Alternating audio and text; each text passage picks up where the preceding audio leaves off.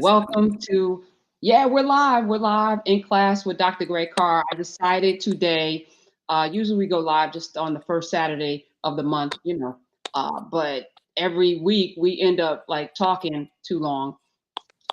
And it takes like 2 minutes to download and it doesn't hit at noon. And I'm really anal about things being on time. So the last 2 weeks, I was like, Carr, it's the same conversation we have anyway. Thank Let's goodness. just have it like we normally have it. Instead of hitting record, we just hit click go live. So Yes. thank you. Hi, No, Dr. thank Carr. you. Hey, Professor Hunter, how are you? And You know, actually, I'm glad that they spoke to you because I think the first Saturday in November is the 7th. is it? So we definitely needed to get this in before that. Yeah, and we did a piece on the insurrection at Wilmington that I Oh, sent yes. for the anniversary of it. So we're good. Yeah, like it's forward thinking. This thing is not up to us. And I was thinking this morning because I read this book a while ago called E Squared, and it's by this woman named Pam Grout, and she talks about when you get almost to your goal is when there, in nature, for every action, there's an equal and opposite reaction. So as soon as you get close to your goal, there's going to be a force that's going to come in to try to prevent you. And it's like that battle. And if you don't have the fortitude to push through what's coming at you with the equal force that you are going forward, I That's said, we must be really close, that's right. We are really close to the goal. really close. No question about it. So what you now you got me fired up earlier in the week. Um, so much has happened as it always does in the 7 days since we see each other like this on Saturdays. What's on your mind, sis? So, I have not talked a lot about Ice Cube, Puffy, Kanye, and all of this because I do feel in many ways that's the force, that's the distraction, that's the division that will keep us from getting to the next place that we need to all go collectively. But I think perspective is important because in these plans, from the Black Party that Puffy's behind to Mm, Ice Cube's platinum plan that he gave to Trump, which I read this morning, and there's a whole lot of planning and scheduling and it, planning and scheduling. and most of that stuff can't get done without Congress, right? So I don't know. the Yeah, that's right. structure, None of it, really. all the set asides, the empowerment zones. I was like, so how you getting that done though? Anyway, so Mm, like Dr. Carr, this is your specialty. Dr. Carr, Africana Studies at Howard University, head yes, of it. We've been here before, right? How do many we get through it then? many times. Well, I mean, I'll say this first of all, sis. Very early in the week when we heard the little news about, or not news about this Cleopatra business, everyone on social media talking about. You asked the question, and I thought it was a very important question. How should she be portrayed? And we can get rid of that in 10 minutes. But we don't have to do it right now. We can do it whenever. But I think that, like you, and like a lot of people, I hope, you know, we took a look at that contract with America, the programs. I guess it's like 13 points or 14 points. I think the 13th point in Ice Cube's platform is Black responsibility. And a brother of ours and a brother of yours in the craft, Roland Martin, had him on Thursday night, and I was there. I was listening to the conversation, and before that, he had him on earlier, maybe a couple of months ago, and he was calling for help. He said, "I need help," and I know he had some people working with him. Derek Hamilton, I know brother Derek, good brother, does a lot of work. He's an economist by training and a really sharp brother, brilliant, at Ohio State University, and he has done some work around reparations and tallying up the costs and what it would look like if we got it, if we took it, the demand was met. And I know Derek was working with Cube on some of these things. And so, for me, it was less about the substance of the plan, the contract, and really even almost less about the execution in terms of the things that you raise, which are, of course, the things themselves. If someone says, okay, fine, then the how is really the work. But it's more for me about the question of tactic, difference between tactics and strategies, and then the question of study and how these things get blended together so that we can actually convert some of this talk into action. So, of course, since Q kind of got caught up in this game, and then you probably saw the article in Politico that dropped right around the same time Cube was on Roland Show Thursday night. Actually, probably a little after that, which led me to believe that they really set Cube up. And it's interesting that we'll talk about this too as we get into our conversation. The whole idea of referring to people by their stage names or professional names, it kind of bothers me some when I think about, the way we are generally portrayed in media and how, sometimes you get the impression somebody making fun of you. So when I see a Chris Cuomo or Cube, man, name is O'Shea Jackson.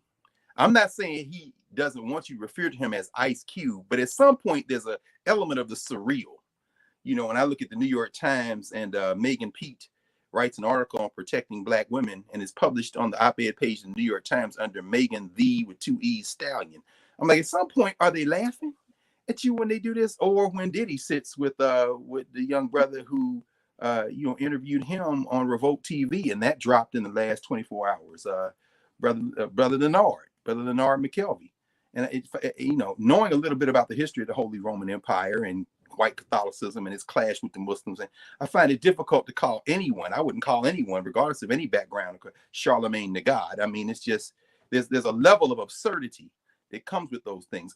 Now, that having been said, can we pause there for a second? Because as you're talking, I'm thinking about all of the nicknames that were given to us, and then the nicknames that we get, like we all know a Pookie and a Ray Ray and all, but it's a diminishing thing when now you are a serious actor.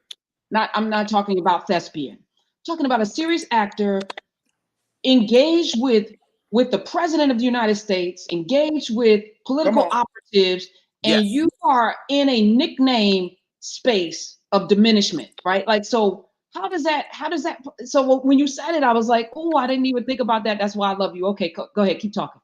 Let's get back to him. We're live, y'all. And because we are live, we say this every week. And really, we say this every week, but we talk a lot about God, the ancestors, the forces, the spirits. I watched that conversation between Sean Combs and Leonard McKelvey. And it was interesting because Brother Combs kept coming back to the question of divine order and God. He said, but that having been said, this isn't scripted. We say that every week, but just to show you, here we are. And then when you say, not talking about thespians, you made a distinction between thespians and these performers in movies. Like, in other words, stage actors. A thespian is a stage actor. So why this morning did I say, oh, it's cool, let me slip on a hoodie? Why do I have this hoodie on? This is Ira Aldridge, the first Black man to play Othello in England at the theater that was built in the space where Shakespeare originally wrote the play for the stage. This is Ira Aldridge. This is Paul Robeson's hero. I just happened, or apparently not, to put that on. And so since I put it on, let me come in here and grab an Aldridge book. There are a number of Aldridge books, but this is one by Bernard Linford's. This is volume 1 of her 2-volume piece. This is Ira Aldridge, the Black actor, the early years, 1807 to 1833 by Bernard Linford. Ira Aldridge went to school at the New York African Free School, which was one of the early schools for people of African descent in New York City, really in the country. Ira Aldridge went there. James McCune Smith, who ended up a medical doctor and a brilliant scientist and writer. The great Alexander Crummell went to school at the New York African Free School. But Ira Aldridge was the actor. And when Paul Robeson came of age, who we'll be talking about in a minute as we think about Diddy and as we think about, Cube and all the rest of them, and the distinction between how entertainers interface with politics, Black entertainers in this country. Dick Gregory, Eartha Kitt. We're going to talk about a lot of people. Nina Simone, Abby Lincoln. I'm just started. But, it goes back to that early moment when you say, how are you going to represent your people? In other words, when other people look at the African, what are they going to think? So when you made that distinction between thespian and actors, we think about them now. And it's interesting because I can't imagine, first of all, I can't imagine any of those earlier people having nicknames like the ones we have now. And some of that may even be with regard to class. But of course, when Ira Aldridge was born and when he was living, this was in a period of enslavement in the United States. And often, in fact, often during enslavement, the enslavers would give our captive ancestors these overly inflated names as a mockery of their humanity. So they would name them things like Caesar and Pompey, give them Roman names. In fact, remember in the novel, Pierre Boulier, I think was his name. I have it around here somewhere, one of them little dime novels that got converted into the movie Planet of the Apes. And then, of course, after Hollywood got it, they just kept making them over and over again. Then they remake them, Donnie Wahlberg. Then they remake them. But remember the name of the first ape that they had captive to work for them, who learned how to talk, was Caesar. Well, that tradition comes out of Europeans giving people of African descent these names of Roman emperors and things like that as a joke, because your name is Caesar, but you my slave. So for someone to name themselves Charlemagne, I understand the gesture toward this. First of all, there are a lot of African rulers. You could have named yourself Jehudimos the god, or Tutankhamun the god. And what's his name? Your friend, Immortal Technique, the great Immortal Technique. One of the DJs, of course, is Green Tutankhamun Lantern, and I like that. Green Lantern is a comic character, but he put Tutankhamun in there in the middle. Said, put the Egyptian. If you're gonna put a king in there, you're gonna put a pharaoh. But damn, Charlemagne, really? That's a name you could have got on the plantation in Kentucky or South Carolina. I think Brother Leonard from South Carolina.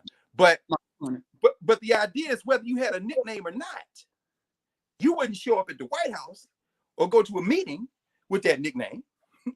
And in recognition that they don't always do that people don't always do that, you do see sometimes people drop their nicknames when they come into. We saw Ludacris do that when he started making the conversion into film. He started using his birth name and this kind of thing. And then of course there is the argument that all of those names come from, at least the last ones, come from the history of captivity. So I don't have any problem people changing their names, and so I'm not really in a beef with that. But I just find it, as you do, kind of surreal that we use these names in these spaces where, are open enemies, and I would include in enemies those who are not open, those who think they're helping us. But the litmus test I always ask is, would you do that with your own people? In other words, or would you say, no, well, we're not going to you do have a name, don't you, ma'am? Yes, my name is Pete, Megan Pete. Okay, well, can we publish this op-ed on the New York Times page under Megan Pete, just so that people understand that, this is you, and that Megan Thee Stallion is kind of a stage persona. But anyway, all that having been said, because ultimately that's what people want you to do. When we start talking to people, say, no, I'm a human being. Okay, well, then we're going to need you to present yourself in the world as a human being from time to time, because these kids are the ones that get confused. We're adults.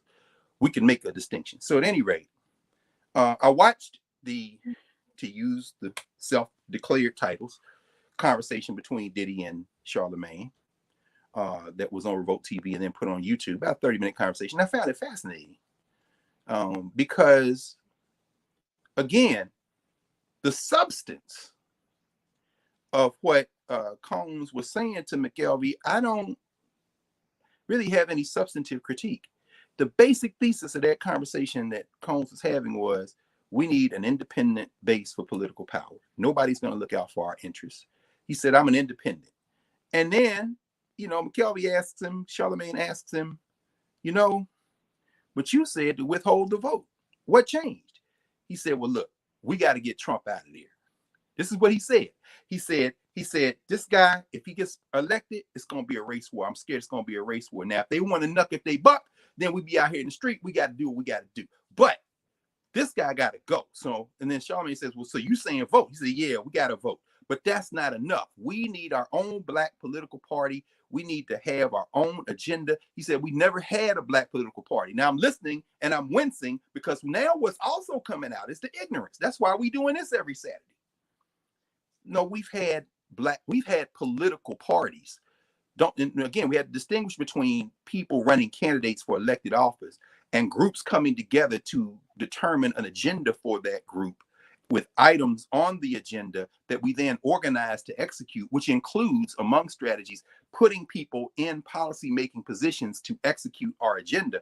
That is a definition of a party. When people think of party in America, they think of electoral politics only.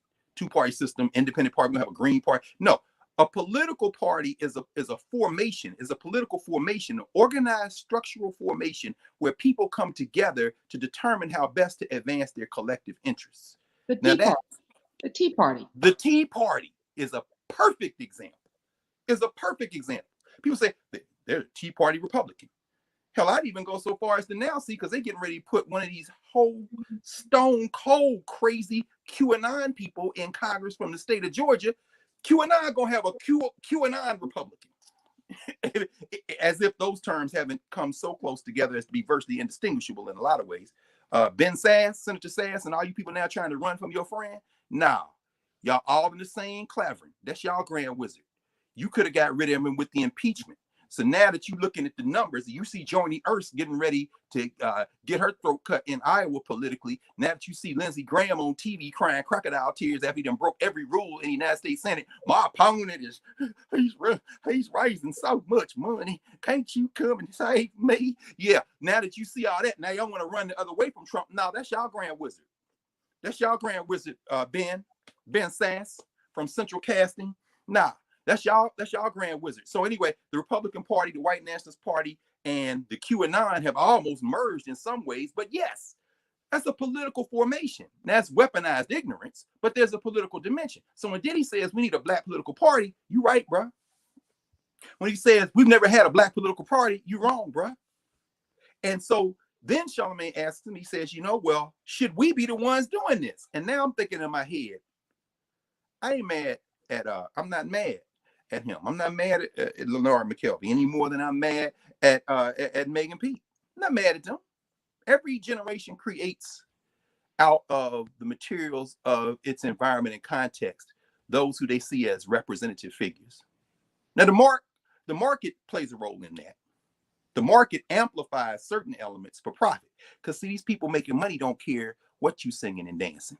If they can convert it into money, then they're gonna put that on the label.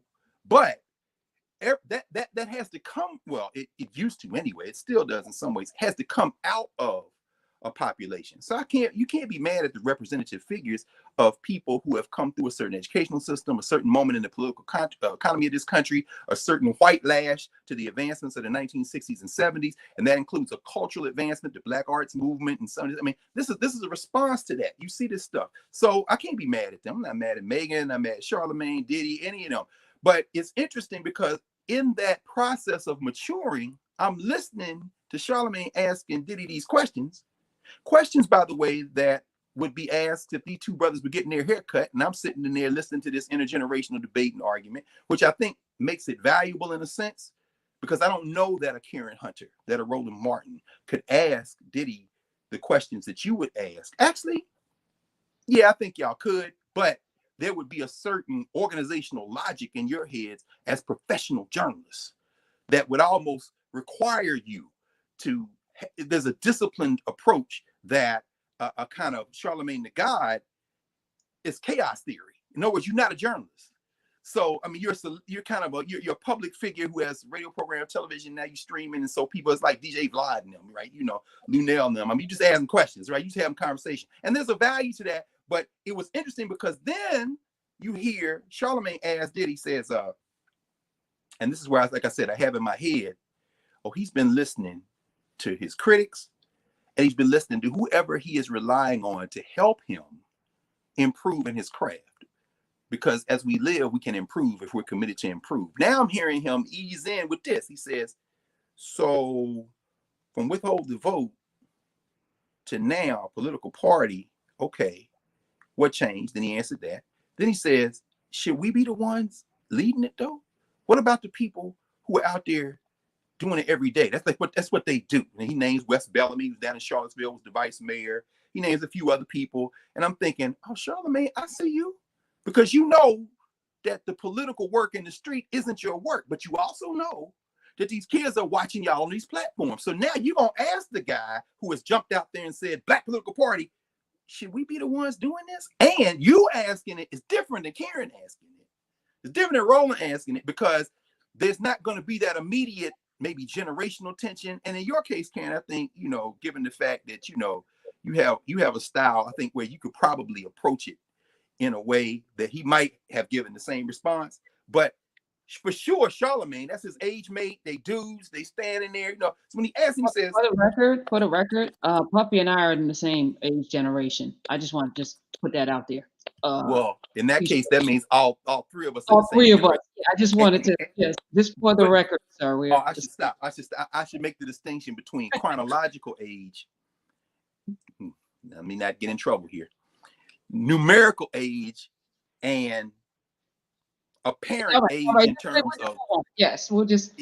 Yeah, because I mean, part of that branding is to keep generating the illusion of youth, and that is one of the deep, that is the result of a deep assault on the African personality since the beginning of our captivity. Because our captivity has always, in this racialized settler state we're in, and in the white supremacist last half millennia of human history, the infantilization of the African has always been key, a central part of the attempt to subjugate us in this oppressive system. Meaning what? Keep them as children. I don't care how old they get. I always refer to them as children. Because see, white celebrities can age even if they are still trapped by the popular memory in their childhood. Look at Shirley Temple, or Shirley Temple Black, as she is known when she becomes an ambassador. You know what I'm saying? And goes out under Nixon, Reagan administration. Look at Mickey Mantle, who there's a biography of Mickey Mantle called The Last Boy. Mickey Mantle represented America's childhood, and by America, of course, I mean white America. But Mickey Rooney, same thing, right? Eternally child, but allowed to mature even as they retain that childhood. But our people, you stay a child your whole life. You can't get old. You know what I'm saying? When you don't know that, and you perpetually are a child doing childish things, never putting away those childlike things. And when you were talking about the evolution of our art, this didn't come out of our streets. This debauchery. When Chuck D and the Poor Righteous Teachers and leaders of the New School and KRS-One and all of those, that came out of, even Melly Mel and all of that. Big Daddy Kane, I just spoke with him a couple weeks ago. That came out of our culture, right? And it had range. And then we had that 90s space that brought us NWA and Ice Cube and all of it, But did it come out of commercialism and profit? Did it really come out? Yeah, F the police and cop killing, all that definitely was a response and reaction too. But that stuff Puffy and Jermaine Dupri and them were doing, did that really come out of our culture? Yes, I think it did, and no, of course it didn't. At the same time, I mean, these forces, and that's the thing, I think, Karen, that's actually a very good question and an interesting, very important observation, because those first artists that you talked about came, of course, out of our generation. Those of us who are now in their late 40s, early to mid 50s, you're looking at, Carlton Ritterhauer and them, looking at Chuck D, William Rakim Griffin. And I think about that, of course, because his memoir just came out, Sweat the Technique. There are a lot of books that we could talk about, but Rakim Sweat the Technique is co-written with our brother Bakari Kitwana, my man Bakari. Yeah, Bakari, good brother. In fact, they were here at the Kennedy Center. It's one of the last things I was able to go to before that plague hit. And so I got a chance to sit, and listen to them talk about how they worked through this work. It really is a chronicle of, these are, and we are, in many ways, the direct children of the Black arts movement, the Black Power movement, the Black studies movement. And so what you see is, you hear, and of course, Chuck D being your friend, Chuck talks about growing up in a household where all that music was played, that jazz and, jazz performance. With Rakim's aunt, Ruth Brown, one of the great jazz singers, so when he says, as I'm writing, and I know you got soul. I start to think, and then I sink into the paper like I was ink. When I'm writing, I'm trapped in between the line. I escape when I finish the rhyme. I got soul. What he's saying is, and he talks about his process. He says, I think like a jazz musician. I'm gonna go past the 4/4 framework in a song, and I'm thinking about the note or the word I'm gonna hit at the other time, at the other thing. So even in a song like Follow the Leader, right? He says, I'm trying to remember. Wow. Oh, I guess another good example is Let the Rhythm Hit 'Em, right? When Let the Rhythm Hit 'Em, when he's talking about, when I enter a space, MC's grounds are neutral. Now that I'm here, let me introduce you. I'm ready. Rhymes I deliver are heavy. Beats I know are real steady. And he starts in, but he's not going to go into a 4/4 schedule. Same thing with the great Black Thought out of Philly. Another, late 40, early 50 something child of Black arts, Black poetry. So you even hear, and you got me, when you hear that, you got me. And he says, I went home, think, bet you thought the time had, bet you thought that thought it forgot, time passed.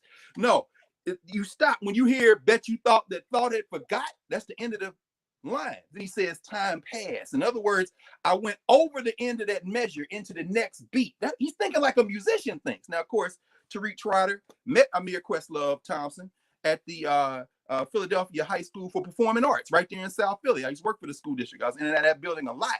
And so I'm saying these are artists who are deeply infused with musical traditions. Last week, I moderated a conversation with Terrace Martin, Robert Glasper, among others, around Kendrick Lamar. And these are trained musicians.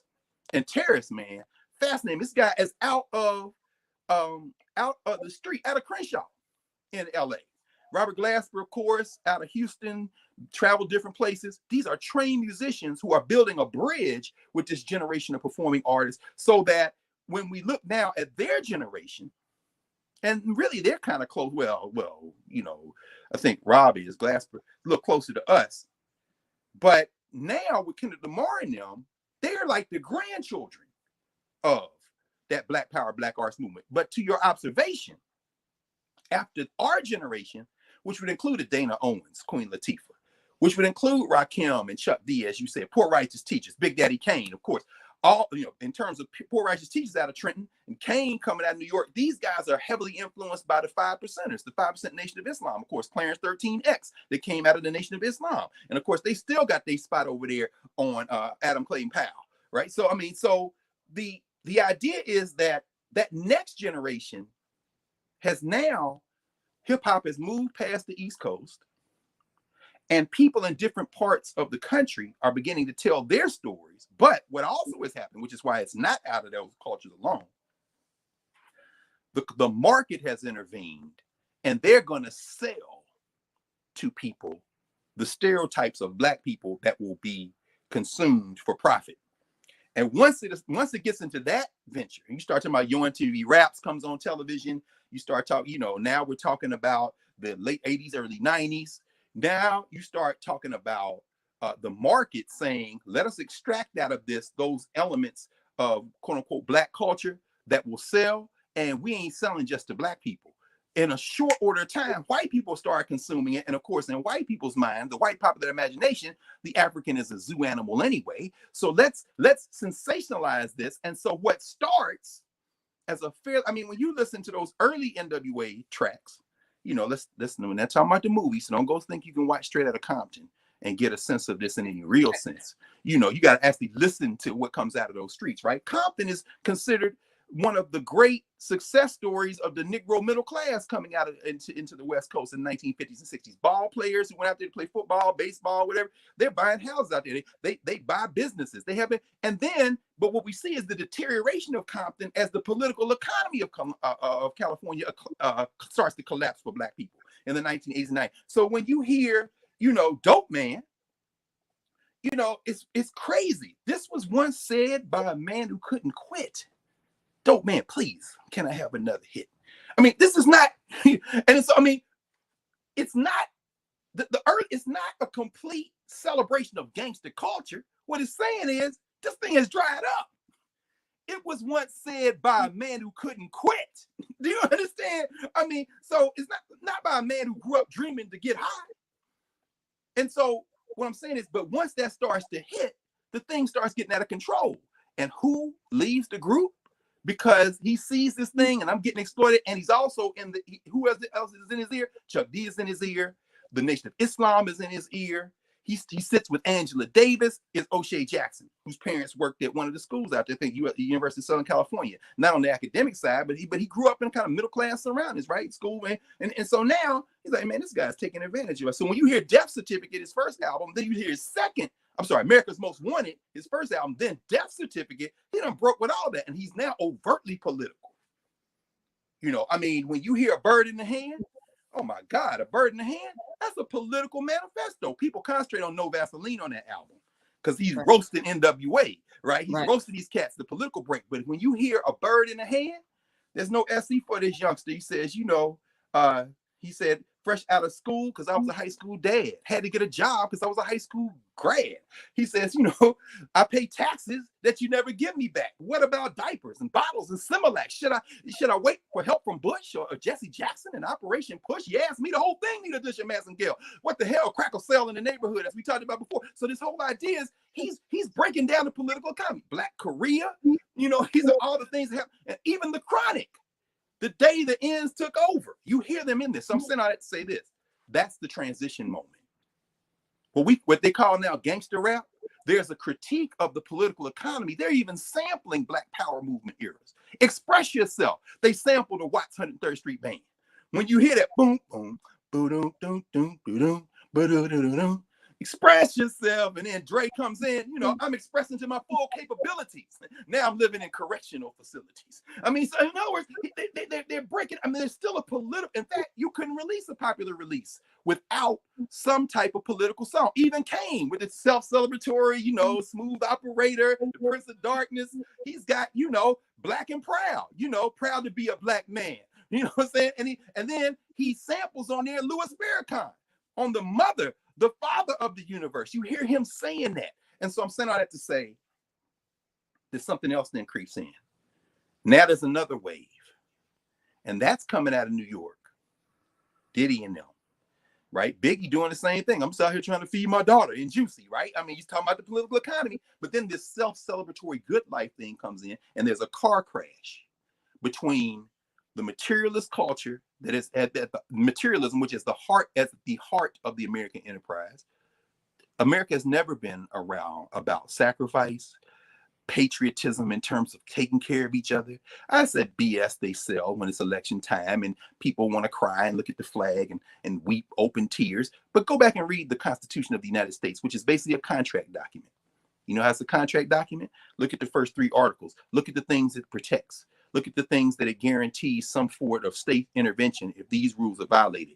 And all you got to know that it's basically a contract document that is organized around the protection of property is all you have to see to realize that. I ought to have a copy. I usually keep a copy of the Constitution around because when we in my class on Wednesday nights when I'm teaching at the law school, I have to look and see. I usually keep one around here. Yeah, here it is. So when you read the Constitution, which isn't very long, when you get to the end of the Constitution, guess what? By the time you get to the end of the federal Constitution, they realize something. Oh, we didn't. What about individuals? So they amended the Constitution with the first 10 is called the Bill of Rights. This is what deals with the individual, you see. But that's after they finished the document. So anyway, I'm saying that to say that the American Negro catches up to that eventually. Oh, this is about personal comfort, individual wealth, but there's echoes of the African that will never leave us. So when I get on, I'm gonna help all the rest of my friends.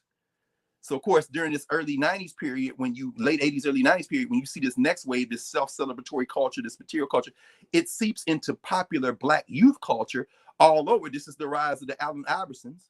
You know, Allen Iverson out of the Tidewater region of Virginia, a Southerner who ends up in Philadelphia. And to this day, if you say something bad about Allen Iverson, you better be ready to fight in the streets of Philadelphia, because he is an adopted Philadelphian and getting his hair braided up there on Germantown Avenue, wearing wearing the baggy shorts and all the rest of that stuff, brings all that into the NBA. And all of a sudden, David Stern now want a dress code. Why? Whoa, shit, it was cool when we were selling y'all hip hop records, but now these Negroes out here influencing my nephew and niece and mother. And so my point is that kind of culture is a car crash, because you got the American dream, so-called ideals, materialism, all this. You got the Africanization of it, which means, yeah, I want all that stuff too. I'm gonna pop bottles too, but I'm gonna put my mans in them on. So Iverson gets a check. All of a sudden, there's 20 dudes with him, and the NBA is writing articles about entourage. What's an entourage? No, we Africans, meaning what? If I'm on, you on. So we all showing up, but we all gonna be dripped. You know what I'm saying? So they don't know what to do with that car crash. And then, over the arc of all that period, the relationship between entertainers and artists, and in fact, stop calling them entertainers and artists at this point, because now there's a commodification of visibility. That's what we call platform, that can be commercialized as well. So now you basically got units of commerce. That, are you a musician? Are you an actor? Yeah. Are you a singer, a ball player? I'm a celebrity. What's a celebrity? Oh, well, a celebrity is someone with platform. Okay, so what does that mean? That means that I can sell you something, or I can get you to buy something based on my visibility. So now platform becomes a thing. But what has happened is there's a deterioration of the logic of how we use platform, because platform has always been a thing, but it wasn't always used in this commercial strict sense. So to tie some of this together, and then I want to, we'll have conversation, and hopefully we'll get a chance to get some questions and answers and discussion. Visibility is as old as the human race. It is one of the organizational logics of society. In other words, who are the individuals who we use as representative of the larger society? So, go back to the village, heads of household, the adults are the representative figures, the mothers and fathers. Okay, so what's the relationship once we get out of this house? Okay, aunts, uncles, different. So the larger the society grows, the more you need representative figures that aren't tied to you by blood. So, now you got a cluster. Now you got a vast, expansive territory, and maybe y'all only get together 3 times a year for the rites of passage, the harvest festival. And at that, okay, it's a lot of old people here. Who should I look at? The person that all the old people look to among themselves. Okay, now, is she the queen mother? Or she must be. Why? Because all the old people deferring to her. Is he the ruler? Yeah, must be. Why? Because the queen mothers got together and said, you be the king for now until we get tired of you. That's how the Ashantis did it. So now we know the representative figures. And that's all over. So every human society clusters in some of those formations. When it gets too big, well, you can't know everybody, and you can't even know people who know everybody. When you get to, say, several thousands of miles of a river like the Nile, then what emerges is Egypt or Kemet, which is where you get, the Pharaoh. Who is the Pharaoh? The Pharaoh is the living embodiment of the society. Not where I'm from. Where you from? I'm from Mennefer. That's a long way from here. I don't even know who, but I trust that that's the guy, because I seen this etching on the wall with the similar. Okay, that's him. Okay, all right. So we do what he say. Well, no, you do what we say here, but then we do what he say, and so it connects all the way. So President of the United States is no big deal for people who understand how large territories are governed, because this is now we're talking about governance. But just like you would never see a singer in ancient Egypt come into the temple at Herek-Ptah in Memphis, come into Pettisut and tell the priest, okay, that's what we're going to do. Or go to the Pharaonic and say, no, I think, we're going to withhold the wheat harvest until, although they did have revolutions and things like that, but you wouldn't see the singers leading it. Fast forward back to where we are now. What happens when the celebrities become the politicians? Well, people could say, you see that in white society. No, you don't. No, you don't. And yes, you do. You'll see it now in American society. What used to be laughable is now thinkable. You got television hosts as the president of the United States. In part, the way is paved by a movie guy becoming the governor of California, a wrestler becoming the governor of Minnesota, because the consumer culture, the celebrity culture has begun to overtake the politics. And so what you see black people doing in some ways is mirroring that without the ability to continue to harness our group interests to leverage political power, and it translates into policy. So when Diddy shows up and says, we need a black political party because we never had no black political party. This is somebody who has been made famous as a result of coming through a culture that has been commercialized by his predecessors, who were brought into that commercial culture. Everybody from Freddie Braithwaite, who is, I think he's related. I think Max Roach is his uncle. Of course, we know him as Fab Five Freddy, the host of Yo MTV Raps. Yo MTV wasn't playing no black nothing until Michael Jackson and them kicked in the door. Then they black as hell, But now Diddy and them are on the scene. Diddy said, okay, I have visibility. I've used that to make a lot of money, relatively speaking, because ain't nobody black got a lot of money compared to the people with a lot of money in this society. Even the richest black man, Robert Smith III, got hemmed up. Hemmed up. I'm like, they yoked him like, dude. You ain't gotta go home, but you got to get the hell out of here. I had a conversation with a buddy of mine. I said, he forgot he was black, because when you're in that space, this is standard operating procedure. All of that offshore money and, all of the shenanigans around money. Trump's been doing it. How he paid $750 2 years in a row. Clearly, there's a blueprint that he's witnessing. So why shouldn't you? Oh, no. You are black. We are going to follow you for 4 years, uncover everything. He had to drop the largest check. I was like, but he had it. But Trump, thank God. Yeah, and thank God he didn't go to jail. He would have gone to jail if he wasn't able to pay that back. But here's the thing. Wesley Snipes wrote the check and they still put him in jail. That's why I say, I'll never put nothing past these people. Pay your taxes, y'all. You black, pay your taxes. Pay your taxes, you black. Because you're exactly right. And I'm glad you raised the case of Robert Smith, who has made given significant support, Museum of African History and Culture, 1619 Project, did a lot of work, and then of course forgave all that, got paid all those kids' debt, and Morehouse told them to pay it forward, trying to help the institutions out and set a model. And he was like, yeah, you're not one of us. So I'm trying to sneak out here with this black behavior. Boom, the tax on you, buddy. So, no question. But Diddy, and it's funny because in the interview, in the back and forth between these brothers, Diddy said something. He said a number of things I thought was interesting. He said, there isn't a level that I can get to where I will escape being black.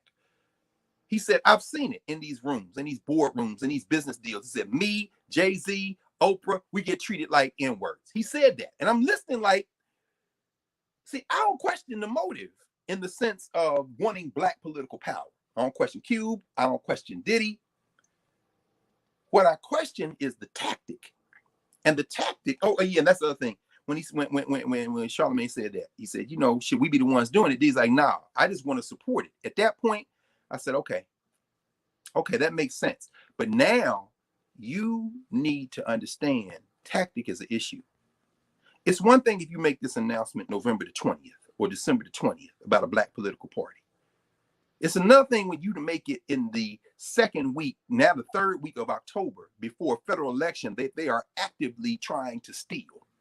In fact, actively stealing fake ballot boxes in California, denying requests. In fact, the Black Labor Union put in a request for more boxes.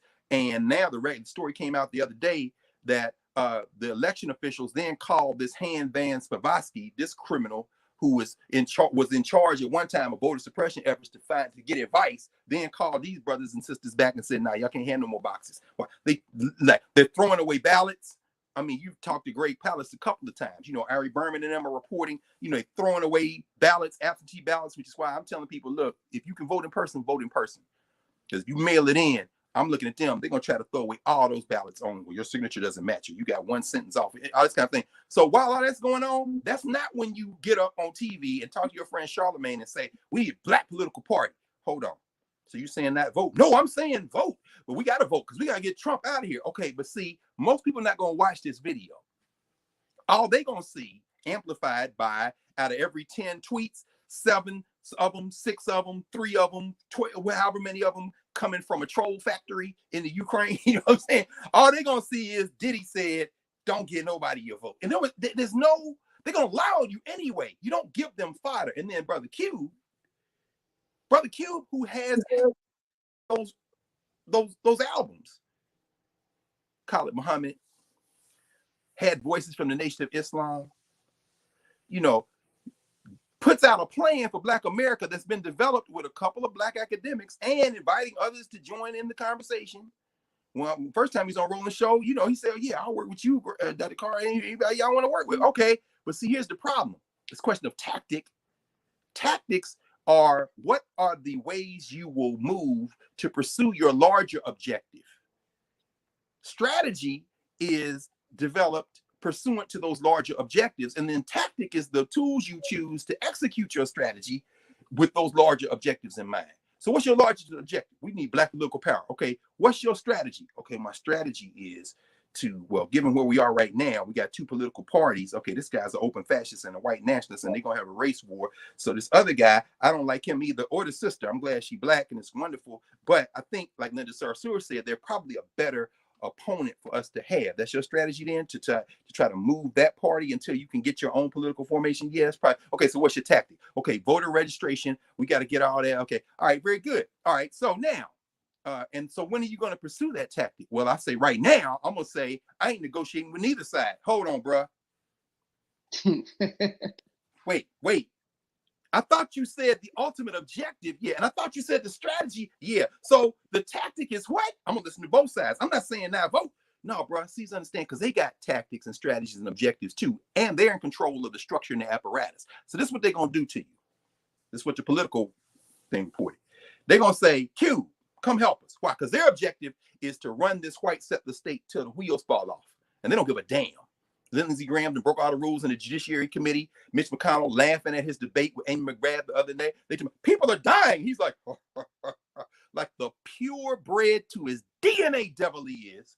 He's laughing. Why you give a damn? And these hillbillies in Kentucky gonna vote for him. Why? Because they laughing too. Even as they go into the graveyard to get in, laughing to the grave. If you don't understand white supremacy, everything else you think you understand will only confuse you. So they got objectives and they've got the apparatus.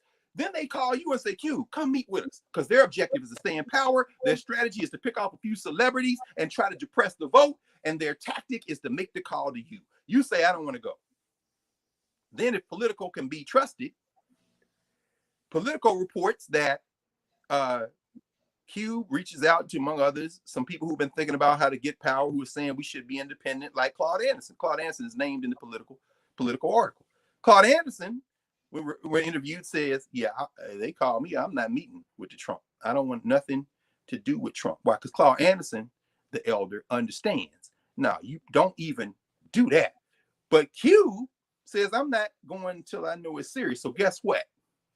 Q's longtime manager is friends with somebody on the GOP side talking. Then the next thing you know, they can pull them in. Then the next thing you know, Q quietly slips into DC, according to Politico.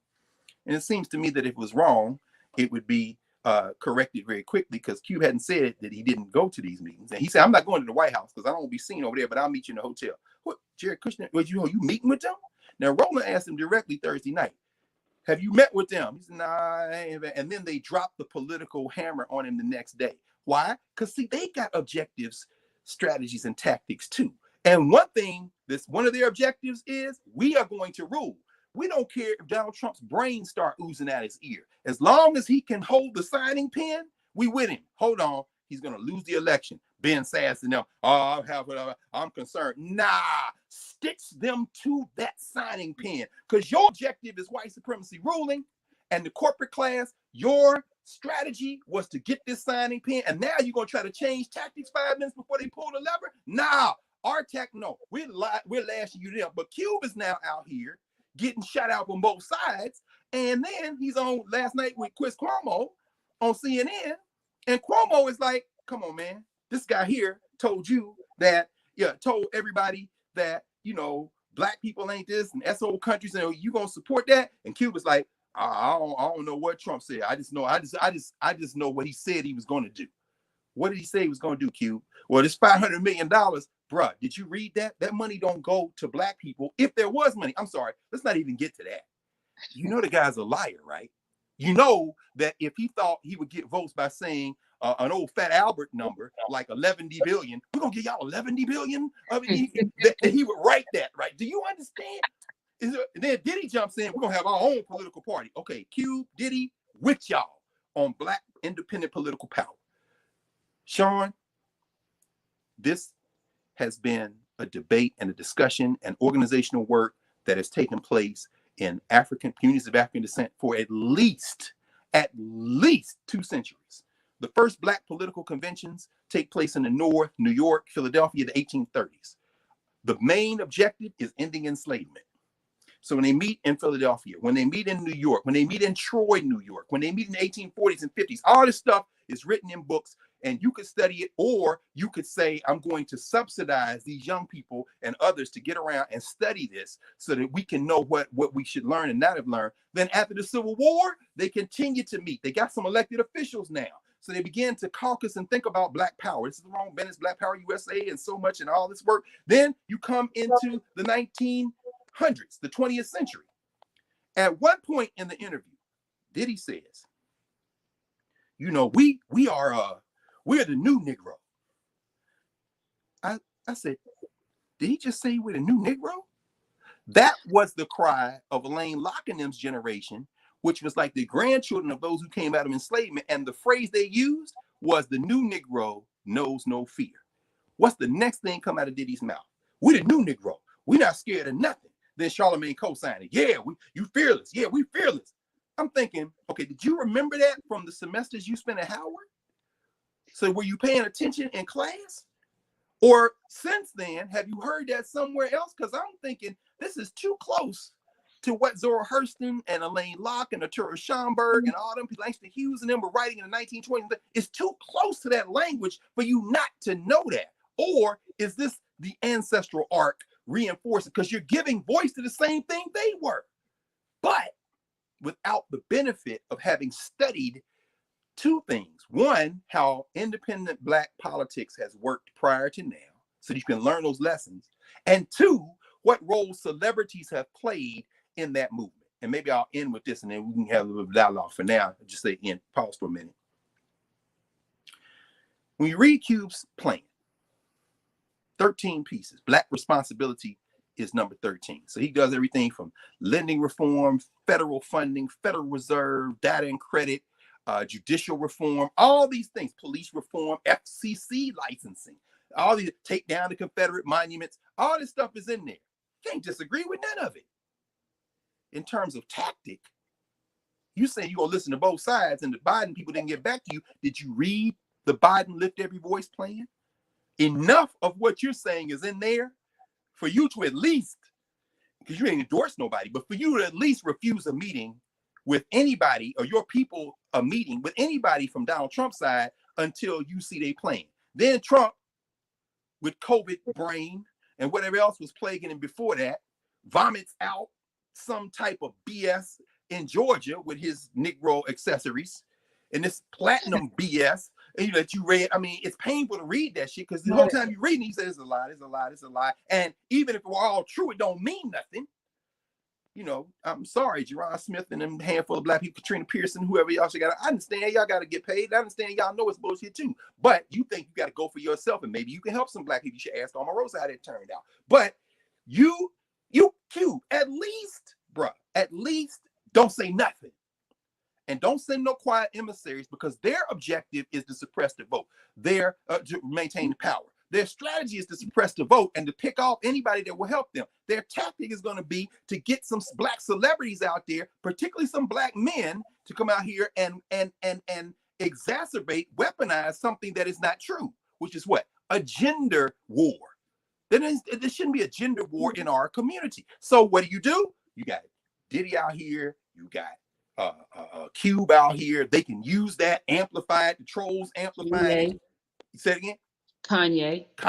Oh my God, yes, Kanye. And then they saying, and then people start writing stories. These are the genius Negro pundits. I love this.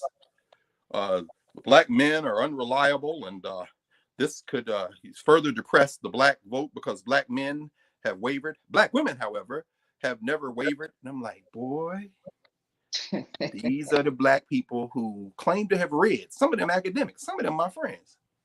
And I'm like, really? We're going down this path? We're going down this path? Really? And then, of course, Megan Pete gets on Saturday Night Live and samples a clip from a speech Malcolm X gave in the summer of 1962 after Ronald Stokes had been assassinated by the LAPD. And in that speech, Malcolm, it's the famous speech where he asked the question, who taught you to hate yourself? Who taught you to hate you the color of your skin, your hair? Who taught you to hate yourself from head to toe? And I'm saying, on Saturday Night Live, dress however you want, perform however you want, say however you want.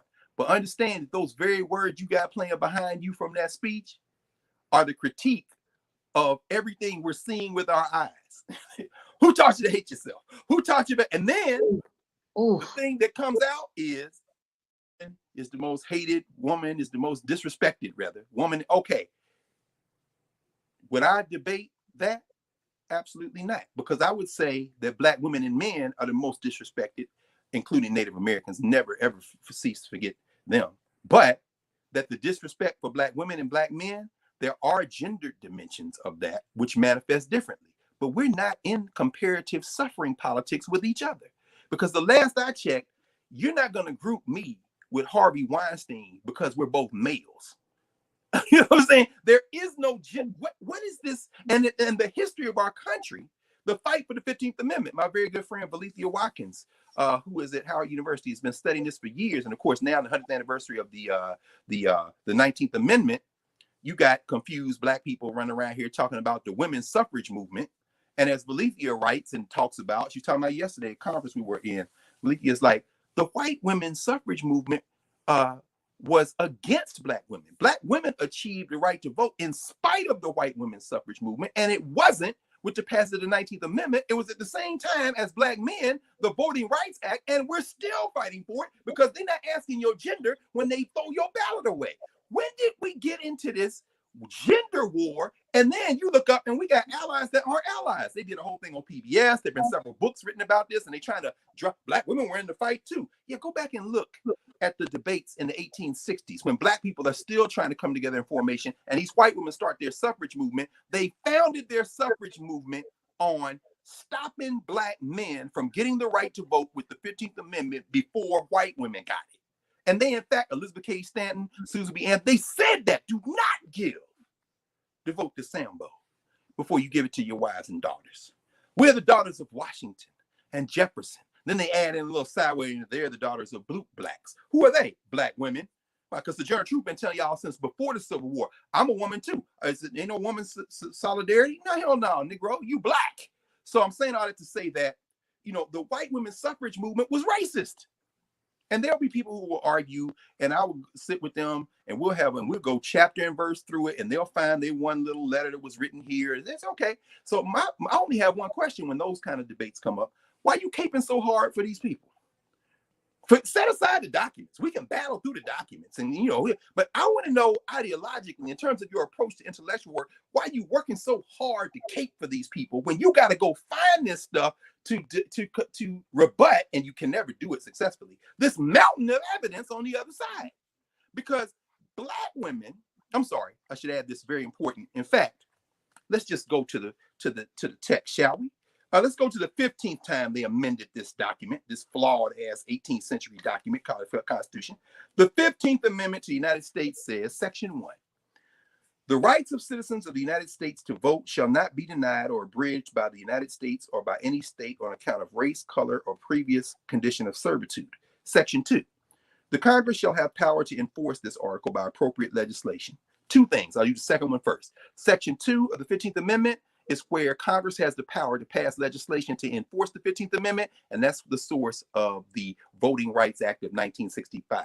So when people used to say they're going to take away our right to vote, the legislation to support that right, there really isn't a right to such, because you only have to have an election. That's a conversation for another day. Maybe we do it next week. But a federal election. But if you're going to have an election, the citizens have a right to vote. Section 2 says pass any law you need to make sure that this happens. But going back to Section 1, I said I'd do the second thing first. This is the first thing. The right of citizens of the United States to vote shall not be denied or abridged. Did that say men and women? Did you hear men and women, Ken? Citizens. It just says citizens. There's no gender reference in the 15th Amendment. So the question becomes, why do you need a 19th Amendment? And the 19th Amendment, of course, reads that, let's go to the 19th. The 19th Amendment says, very short, not even sections, just two sentences. The right of citizens in the United States to vote shall not be denied or abridged by the United States or by any state on account of sex. Congress shall have power to enforce this article by appropriate legislation. It's all written right there, just one little thing, right?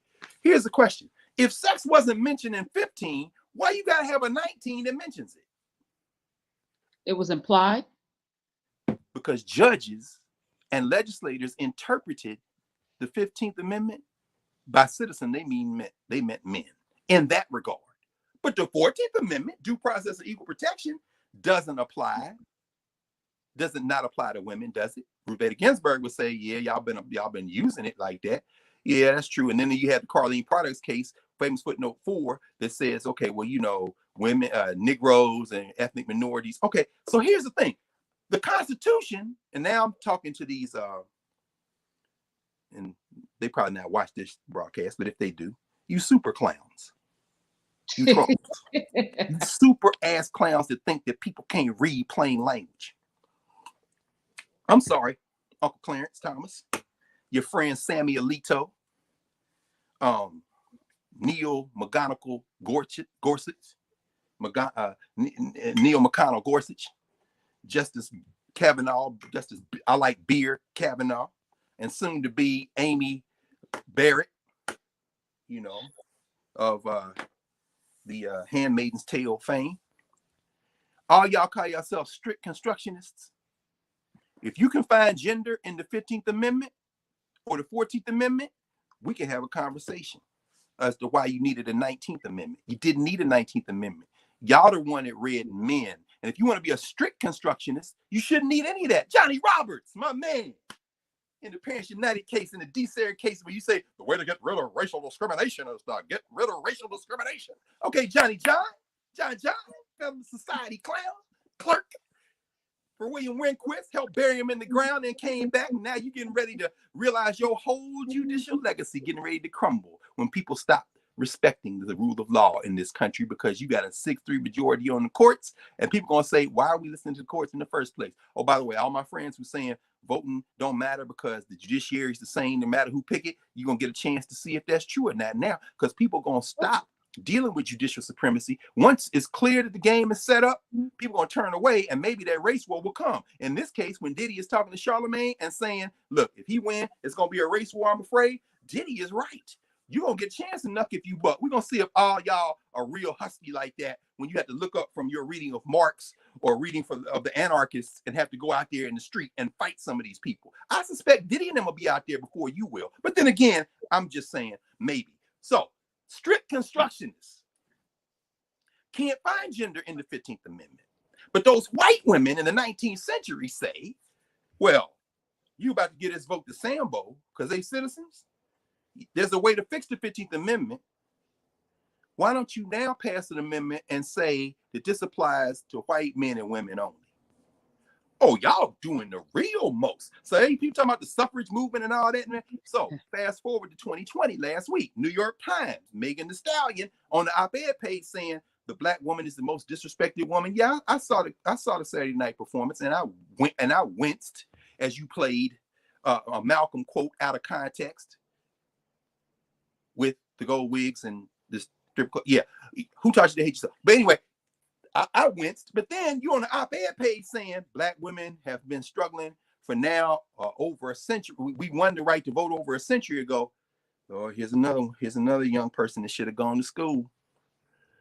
That was a collective struggle. And when Black men got the right to vote in a limited form in about 10 years of Reconstruction in the South, the vote that they cast was often cast after consulting with sisters, wives, with communities, and the community decided how that guy was going to go in there and vote while they continued to struggle to get the women to vote, because there was nothing in the Constitution barring it. It was only white supremacy. This was the tactic of the 1860s and 70s. The objective was everybody to vote. But the tactic in the short term was to get the ones who they were going to let into the ballot box. And that tactic involved talking to each other.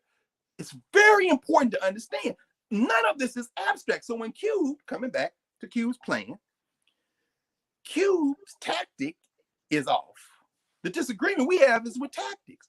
When the strategy of getting your best opponent in the office works, in November, if we all go out here and do this, and Diddy is saying you should do it, so maybe Diddy and Cube should get on the same page. Now, Diddy, you drop your party along with that money to help all these young women and men who are out here doing this work.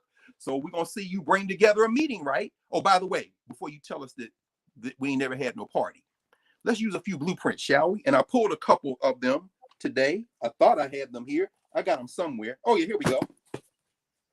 Yesterday was the 25th anniversary of the Million Man March. My goodness, I remember that day. We came down from Philly. I wrote a little piece for Ebony on the 25th anniversary. It's still on their website out there, which I'm glad, because I remember we came down October 16, 1995 from Philly. I remember coming onto the National Mall. We came out of Union Station, the train station. We had driven down to suburban Maryland and then took the Metro in. We couldn't get in the Metro. It was so many Black men. We jammed up in there. Hey, bro, how you doing, bro? All right, we ride. We get off. We get off at Union Station, get out of the train. It's the most Black men I've ever seen in my life. We done filled up. Now, mind you, Farrakhan been traveling around the country for a year talking about the Million Man March. We went to see him in Philadelphia. We up in Philly, the place is packed. I mean, 10,000 people in this arena over by University of Pennsylvania. We over here, man, Million Man March. We going. That was probably, I don't know, January, maybe February 95. He been going for a year. Now, while the white press ain't covering none of this, because the white press then and now don't know the Nation of Islam exists, and they think it's just Louis Farrakhan, which Black people laugh. The Muslim, we treat, in some ways, Black America treats the Nation of Islam the way that Kenyans were treating the Kenyan Land Freedom Army that the white people called the Mau Mau in colonial Kenya in 1950. The sister's washing clothes in the British house where they got her as a virtual peon working, and the white man comes up and says, "Oh, Clarice, do you know about this Mau Mau? They're kidnapping British, and they say they're going to throw the whites out of Kenya." And then the sister says, "No, mama, I don't know them." Then that night, she going to the meeting. You know what I'm saying? So people say to us, the Nation of Islam, what do you think about the Nation of Islam? Well, yeah. I'm not a member of the Nation of Islam. Then at night, we all at the Farrakhan speak. So Farrakhan so ain't nobody white checking for the Million Man March. And then the Negroes start coming out in the press and their fringe publications. You know, I'm concerned because it's patriarchal and the Nation of Islam is patriarchal. And I'm thinking to myself, I got issues with the Nation of Islam as well. Guess who I talk to them with? People in the Nation of Islam. My man Omar Ali Bey in Cleveland when I was coming up. Sister Callie in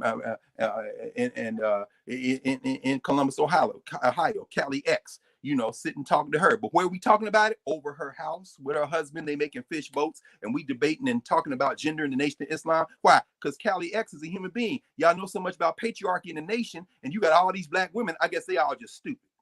Huh? Nah, you don't want to do that, but you will write a book talking about it. Yeah. Okay.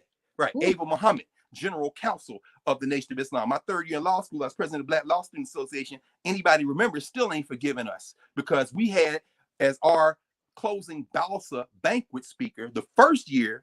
I was president 2 years, second and third year. The first year we had C. Vernon Mason, because we couldn't get Alton Maddox. Alton was tied up, so we got C. Vernon Mason. This is during Tawana Brawley. And white people was like, but Tawana Brawley said, hey, hell. Well, actually, this is kind of like hell. We're going to tell you to go to hell, but since we kind of live, we're going to create a little heaven in the middle of this hell. Yes, we're inviting C. Vernon. And then the next year, we had Ava Muhammad, General Counsel, the Nation of Islam. Oh, they lost their minds. Well, if you ever had a mind, you're going to have to lose it. So I'm saying, so all these people critiquing patriarchy in the nation, which is a legitimate conversation, have it with some people in the nation. But Black people act like the nation. No, we don't know. And then we came out of that train station.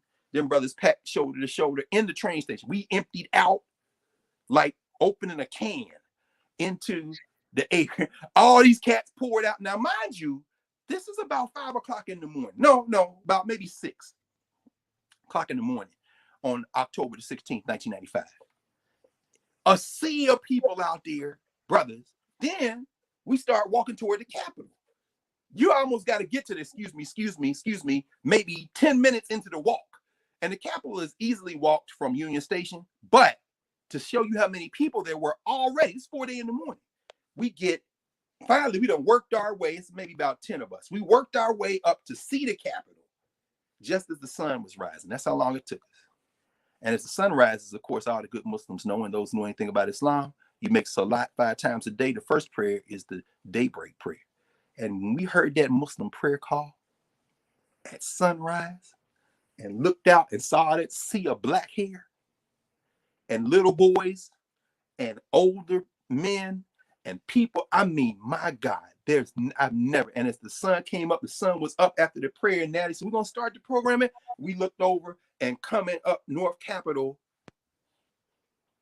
these probably maybe about a dozen across, young black men marching like Toy in South Africa. On one side of them and the other side of them, a single line stretching back of young black women with their fists in the air. Come to find out, those were the students from Howard.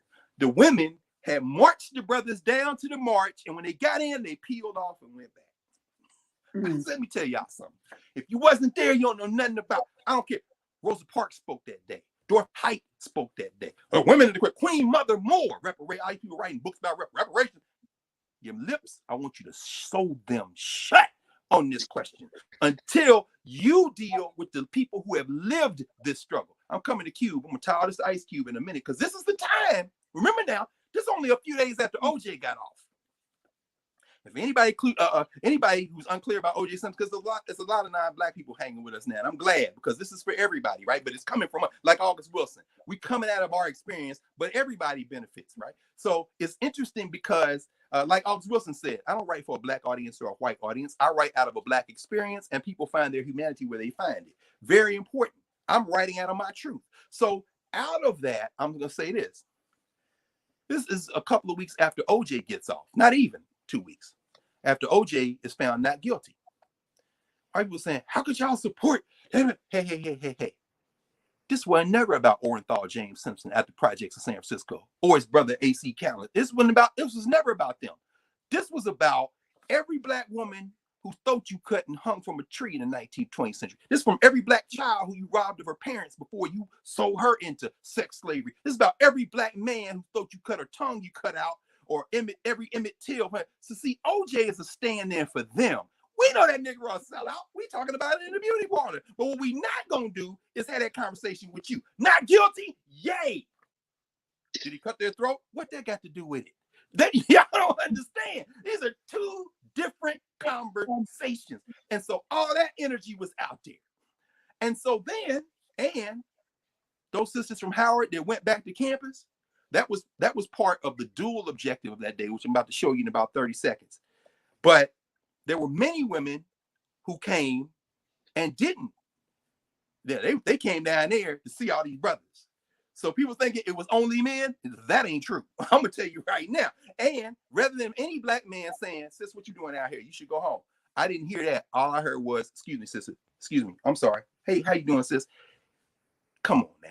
We know the thing that was said, and we know the thing as it is lived. And the thing as it is said is rarely the same as the thing as it is lived. So especially the young people now, especially these scholars that are writing about things like this and patriarchy, don't write about what you don't know about.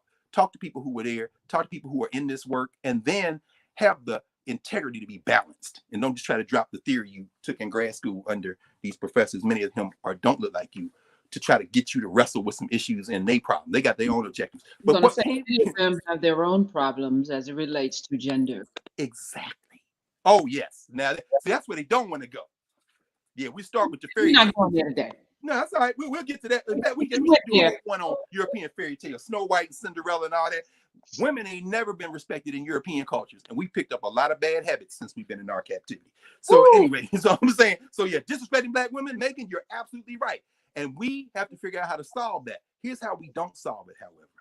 On the page of the New York Times where somebody gonna come up and critique us, and this is an A and B conversation. You see your way out of it. And C in this case means the color white. So one of the only document that came out of the Million Man March was written collectively by the Million Man March Day of Absence Organizing Committee. I said 30 seconds, it's about 60. This is the document. The Million Man March Day of Absence Mission Statement, Washington, D.C., October 16, 1995, the official document.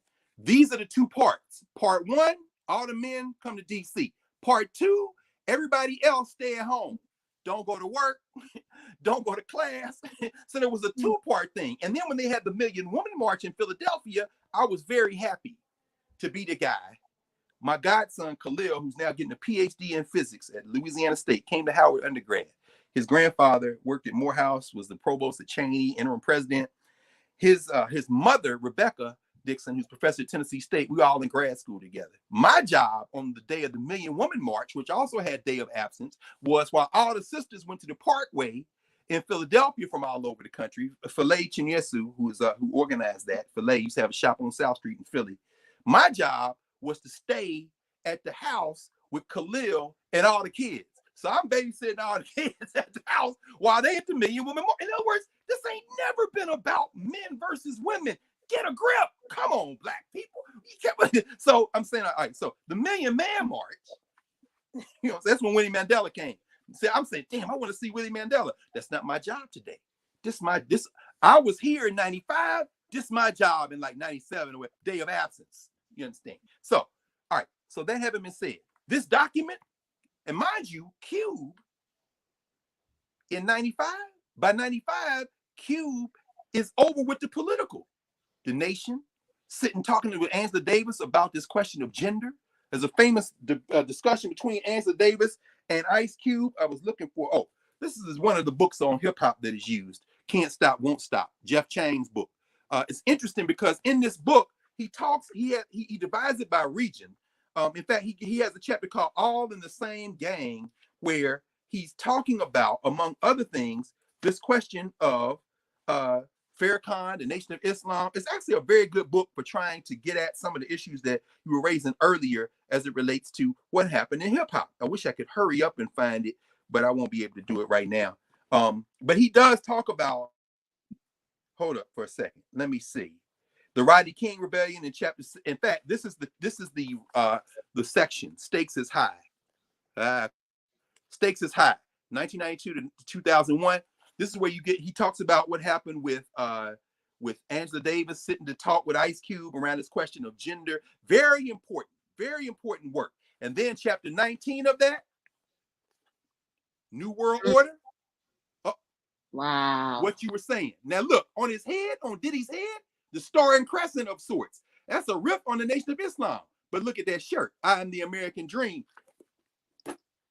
Charlamagne asked him about, so what happened since Vote or Die? Because what people don't remember is that Vote or Die stuff in 2004.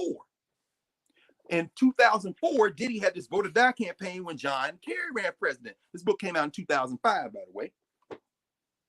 What's the strategy of Vote or Die? We got to vote. Then Diddy tells Charlamagne in this interview from yesterday, well, I kind of got tricked. I feel like those politicians got in office and they didn't represent us. They didn't do for us. Okay, see, now that's a fundamental misunderstanding how parties work.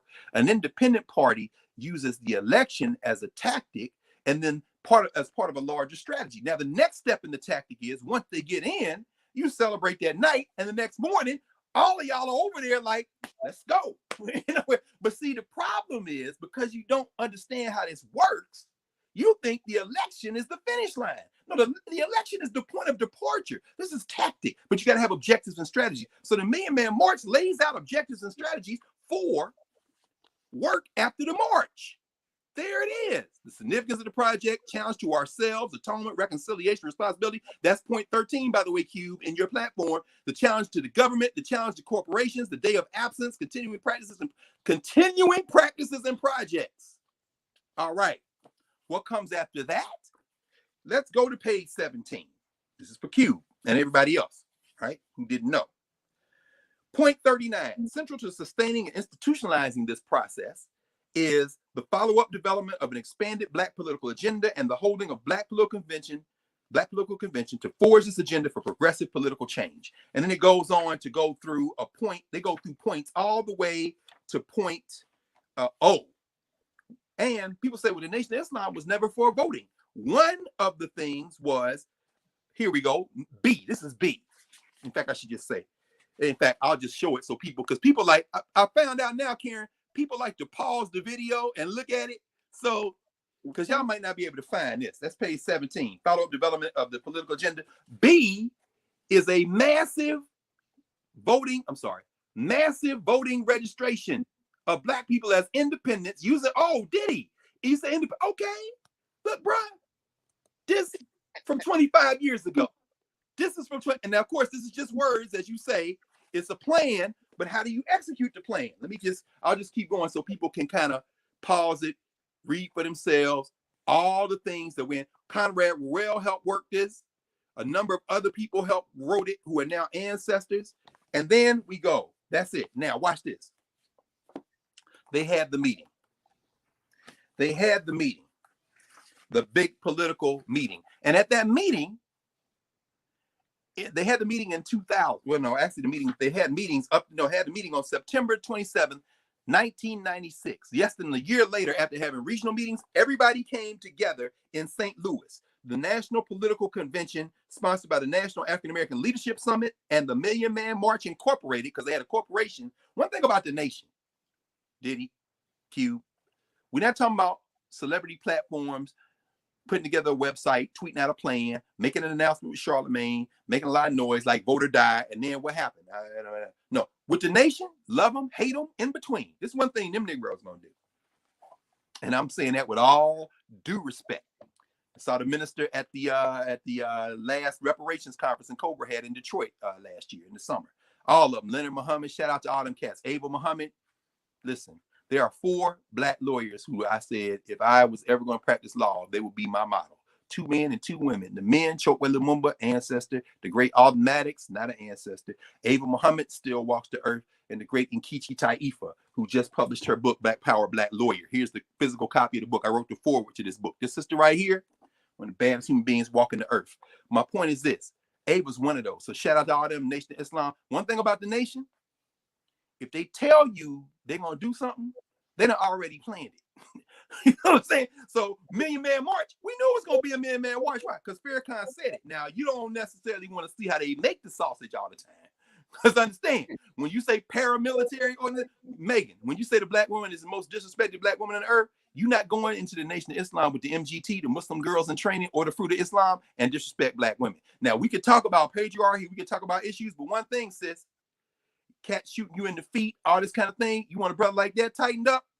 We all know some cats that can do it. Many of them wear bow ties. And we know some sisters that can do it too in the MGT. So before we go out here in the pages of the New York Times talking stuff to our open enemies who don't care nothing about none of us, probably the first step we need to do is find those organizations and institutions that have always cared. And Cube knew who that was in 95. Cube knew who that was in 96. That's what got him in trouble with the Hollywood and mass media entertainment complex. Shortly thereafter, who does Cube turn into? Are we there yet? Who does Cube turn in? Right along. In other words, Cube gets family friendly. But if you go back to the Cube of the early 90s with the Nation of Islam cats on his records, and Black Korea, and every time I had to go get an effing brew, I got to go down to the store with the 2 Oriental 1 penny counting mother. They raise a lot of ruckus making. I mean, motherfucker, when he got the whole thing sampled from. Oh no, that's a different Cube than Are We There Yet?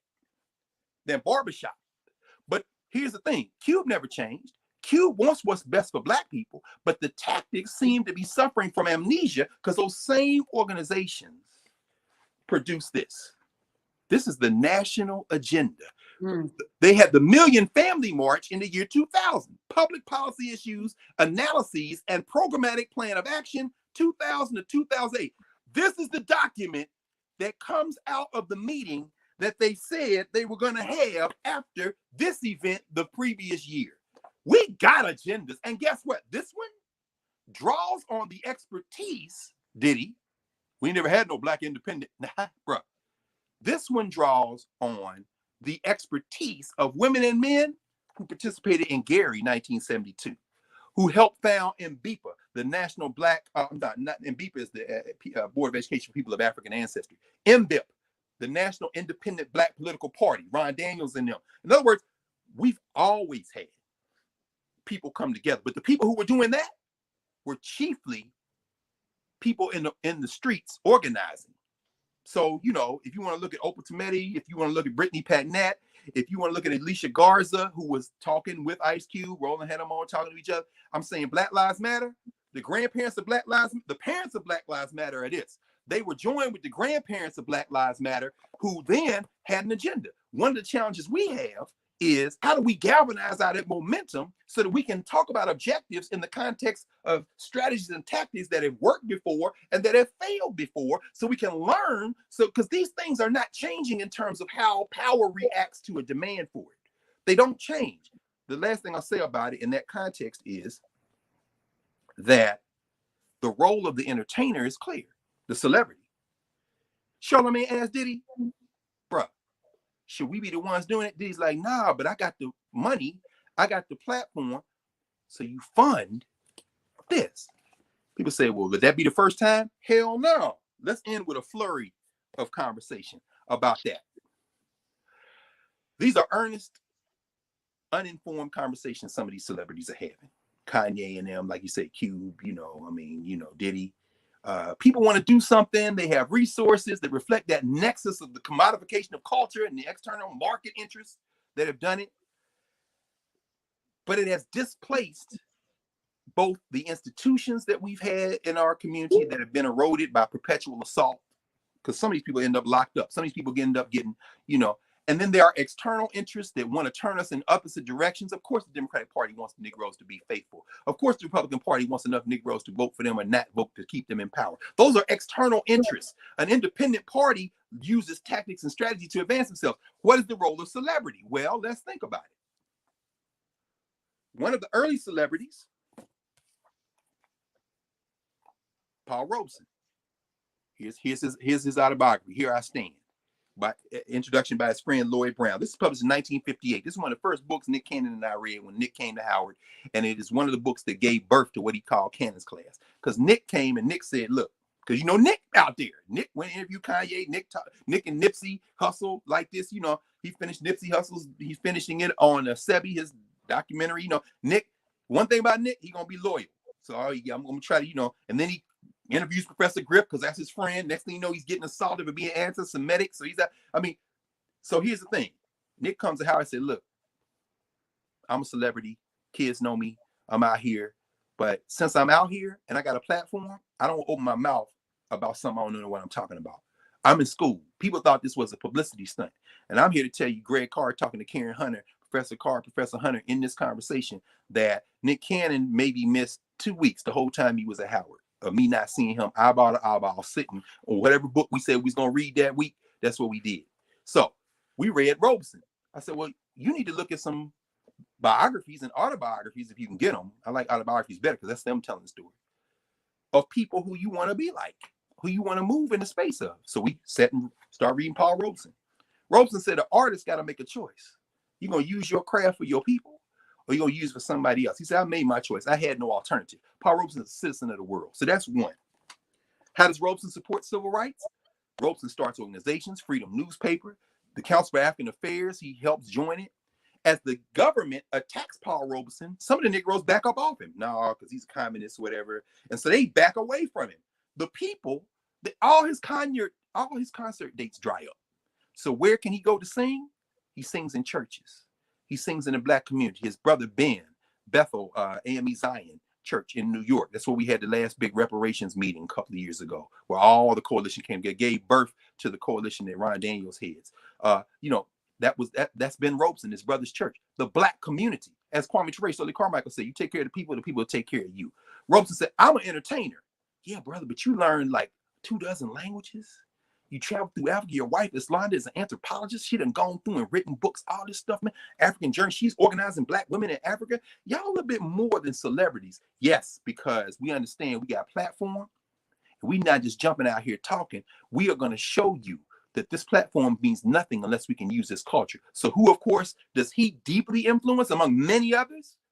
Harry Belafonte, who still walks the earth. Diddy, Carter, bruh, Q, talk to the man. In other words, y'all need to just sit and listen. You ain't got to agree with everything, but you need to understand. So what does Belafonte do? While y'all out here seeing me on TV with Nat Cole and these cats, and I'm singing, Dale, yeah, is this the check? All right, I'm breaking off 10% for the Southern Christian Leadership Company. Come get this suitcase of money. Well, just take it. Just take it. Just take it. In other words, when Diddy tells Charlemagne, I'm more funded. Okay, that sounds like what celebrities used to do. Now, there's also being able to use your platform to create culture that is overtly political. Megan, I'm not mad at you.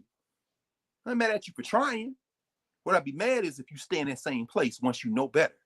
So get books like this, How It Feels to Be Free. It's Ruth Federstein's book, Black Women Entertainers and the Civil Rights Movement. There's Miriam Makeba, Mama Africa. Everybody ain't got to be like her, although in the case of people like India Arie, yeah, you looking at people like that, you know, but this is something very interesting. Let me just turn to a little page in here. They get into this whole conversation of Cicely Tyson, Abby Lincoln, Diane Carroll, Lena Horne, and how during the Johnson and then the Nixon administrations, they try to use some of these images of them on television and in popular culture to say Black people are making progress, but they're also political. But that made me think of a sister who we both will probably think of in this sense. Remember the sister who they had a luncheon and Lyndon Johnson showed up at the luncheon gonna lecture Black people on don't be mean to the police, support your local police. And this sister got up and was like, nah, wait, before you, in fact, let me just read her words. That would be, of course, Eartha Kitt. This is the second autobiography that Eartha Kitt wrote. Eartha Kitt, Alone with Me. Eartha Kitt is like, look, you came to this, Lyndon Baines Johnson's wife had a luncheon. Then she writes a book about it. Says, Mrs. Johnson, this is Eartha Kitt. Eartha Kitt says, Mrs. Johnson writes in her book that because of her nervousness, she ate very little. She also notes that I too ate very little, talking about Eartha. And she was right. She says, I eat infrequently and very lightly. I wish I could do her voice. And normally when I'm hungry, I wasn't hungry. And besides, the prospect of participating in a seminar on crime in the streets wasn't conducive to a hearty appetite. The seminar was on crime in the streets because the streets on fire. You understand? 67, 68, the long hot summers, right? So they're going to have a seminar and a luncheon, and Lady Bird Johnson going to be there to talk. And then here come Lyndon Johnson in person, right? And she says, right in the middle of the first speaker's talk, he jumps in with the cameras and in walks Lyndon. She says, after he finished talking about combating crime starts in the home, he says he closely related about how each night he and his family listened to a particular radio program in which the announcer signed off by asking parents, where are your children tonight? Eartha Kitt says she waiting for him to finish. And before he could get out, she said, this is what she said. She said, Mr. President, I said, what are we going to do about delinquent parents? She said, those who have to work and who are too busy to look after their children. Don't you think it might be more appropriate for the children to ask parents, where are you? Because taxes are so heavy, both parents often have to work and are forced to leave their children alone. Then she goes on to talk about, you came in here lecturing us. What about the structures that create these conditions? And you're talking about children behave. I'm talking about teenagers out here in the community don't have any jobs. What about the structure that created joblessness? And Eartha Kitt goes off. Now, did it? Cube, if you're going to a meeting with Jared Kushner, before y'all start talking about that one-step program and Van Jones and now y'all patting yourselves on the back, breaking your elbows, dude, I want you to talk like to Jared Kushner, like you talk to us on death certificate and America's Most Wanted, because you were crystal clear. At that point, I thought, man, my good. You know, as you said, should I just wait for help from Trump? I'm sorry, from Bush? In other words, so what changed, Q? Nothing. I don't think anything changed because you want the same objective as all of us. Your tactics change. Let's keep going very quickly. And Eartha Kitt get blackballed after confronting? Didn't she lose her career for a minute? She sure did. Took that L. And that's what you got to be prepared to do. Thank you. That's absolutely right. That's absolutely right. In fact, I'm just going to deal with a few more sisters before I go to the brothers, because again, very mindful of the fact that this is a community conversation. And so let's go back a generation. Who was one of the people who was a blueprint for the way Eartha Kitt moved through the world? Josephine Baker. Josephine Baker has a couple of books. There are books written about her. Her son wrote a book, Jean-Claude. I have all those books, but I picked this one because it's a graphic novel. Remember I think maybe the first time we went live, somebody asked about children's books and stuff. I love the graphic novels. There's a whole section here on the March on Washington, 1963. A lot of people don't know Josephine Baker.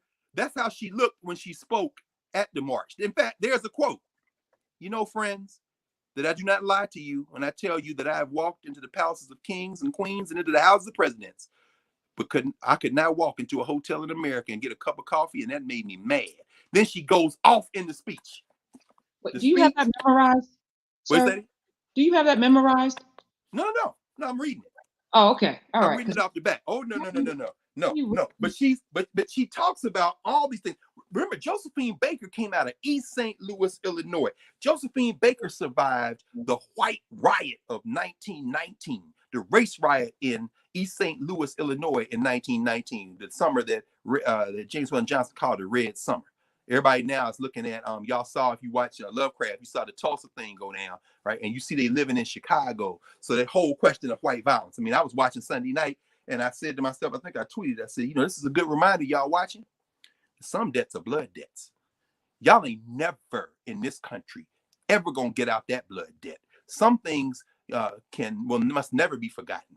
And then some things must never be forgiven, as far as I'm concerned. But Josephine Baker lived through that as a little girl and escaped, went all over the world. And she was living in France. In fact, this was a military uniform that she got as a result of entertaining and helping the French resistance during World War II. Yeah, so there are models. She was a spy, right? She was a spy for them. And she was a spy for them. And she crazy story is that she was married twice, I think, before the age of 16. Married and divorced twice. You think about somebody growing up in the wake of that horror, because there was a bloody 1919, 1920, very bloody. She comes from poverty, comes out of this space. I think she was her mom died or something early.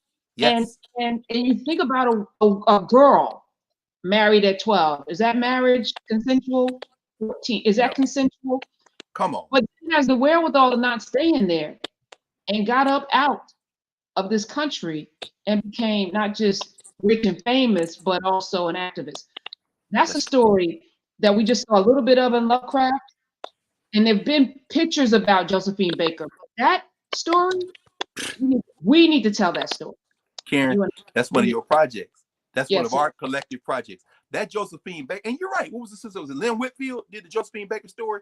But it's got to be told on a much broader scale. In fact, that should probably just be I started to say a mini series. Hell, that could be a several season series, the Josephine Baker story, because you're absolutely right. And you talk about, and in fact, young people, if y'all want to jump in and put some soundtrack, and if you want to play I'm a Savage, play that under the soundtrack as Josephine is walking her pet panther down the Champs-Élysées in Paris. That's a savage. I'm saying. So I ain't mad at you, Megan. I ain't mad at y'all. You know what I'm saying? Understand you have 4 mothers. And just like we just heard you say, Karen, just like y'all heard Professor Hunter say, these are women who live their lives in a way like Robeson and men who live their lives in a way where their art, their craft, their celebrity, and their politics were one thing. And they moved forward. And in case you think that there's a certain politics and respectability going on there, Saturday Night Live with Megan and all the dancers dressed with the very short clothes, you still had more clothes on than Josephine Baker had on when she did the banana dance. So let's be clear.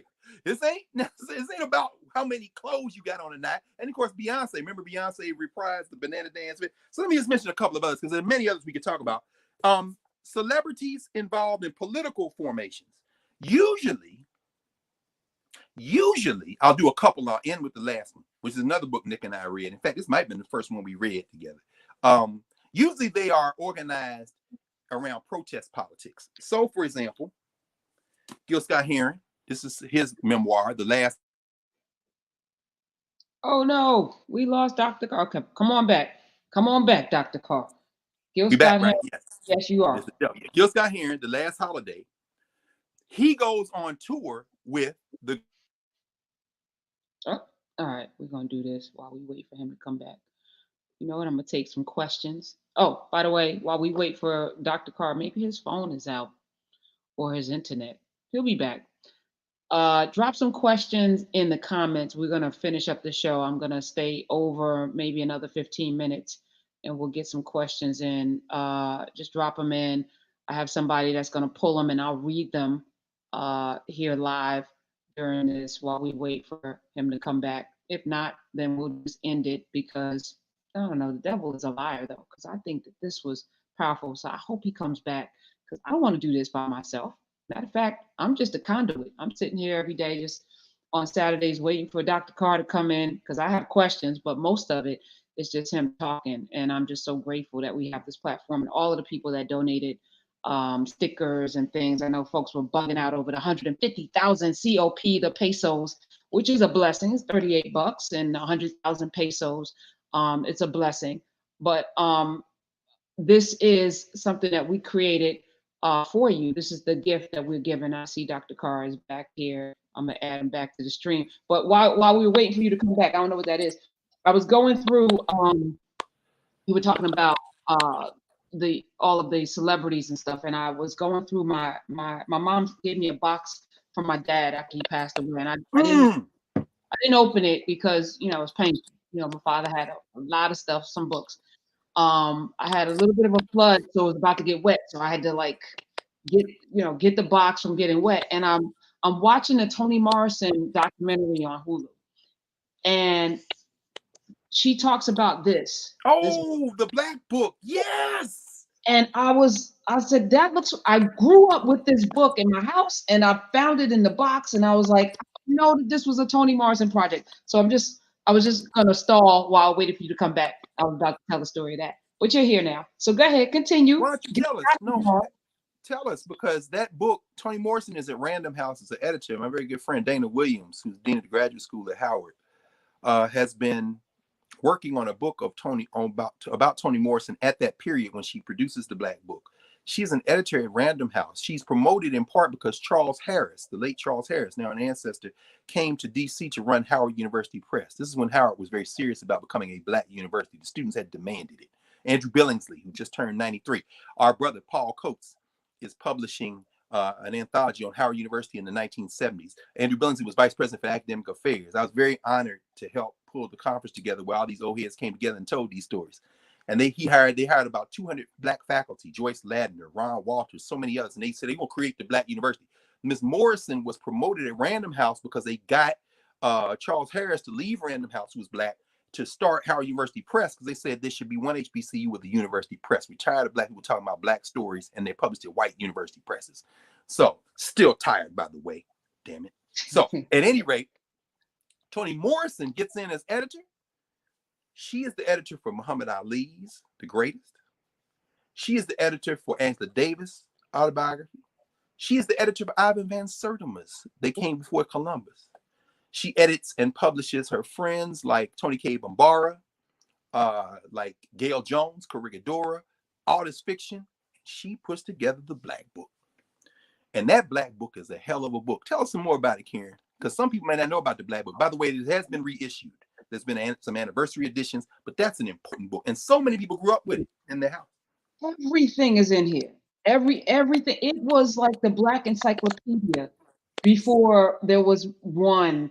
And it's just everything. There's even a newspaper clip in here. Oh, one of my stories from when I had my little column. Can you see it? Oh, you can't. Can you see it? No, come, move back to us. Yeah, there we go. All right. When I used to be at the look at you, Ken.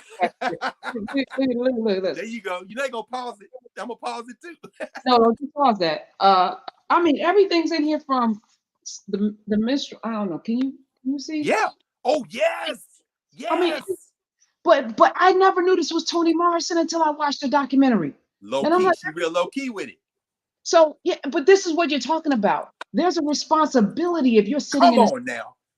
to not just honor your ancestors, but to further. And when we started this, I said we're so close, and I know we're close because of all of the pressure and the pushback coming. But this is the responsibility, and we're having this conversation today, not to cast aspersions against Ice Cube and Not Puffy at and all. Kanye or Megan, but to call people to a higher purpose. That's right. And to humble themselves, because there's a lot of hubris That's in right. these utterances that are happening. There's a lot of arrogance and hubris. And listen, we all have healthy egos, but at the end of the day, man, what are we doing here? What What are is we your doing? purpose? What's And our objective? What's our if purpose? it's truly Black freedom, as Sonia Sanchez, what do it free us? If that's truly the goal, then Yes. some of us are gonna have to sit back. Like when you left this screen, I was like, oh no, I'm not gonna continue this conversation. You Oh, know, you got it though. no, I know, but Because that's what I mean. The Black Book, for example. Look at. I don't know if you can find it quick. There's a picture in there of Shirley Temple. She's at the banks of a river, dance in one of them Shirley Temple movies where she's a little white girl and the Black people are all dancing with her. And there's a quote by Henry Dumas on that page. And I love that quote. Henry Dumas was a writer who was killed in the New York City subways, who was one of the great writers. He wrote a book called, his collection called Ark of Bones. And it really will be something. I mean, she's got all kind of quotes. Like I said, the book is full of everything. Oh, by the way, another person she edited and shepherded to print was Huey Newton. His book, Revolutionary Suicide. Toni Morrison was the editor for that book. So to your point, once you get in a space, you open the door for everybody else. I don't know if you can find it, but it's all right because I know the quote. But in the section, I think, because in this section, I'm sure it's in this section with this. there it is. That's the quote. Oh, is I'm it? sorry, it ain't Shirley Temple. My bad. No, it's not. My bad. Okay. Do you see? Y'all see that right now? They can pause and read it, but will you read that for us, Karen? One of the greatest roles ever created by Western man has been the role of Negro. One of the greatest actors to play the role has been the nigger. How about that? Now, y'all think about that. When we start talking about our objectives as if Black power is about America, as if it's about our citizenship and all these people can't get citizenship or they've run over the rights of people like the Native Americans.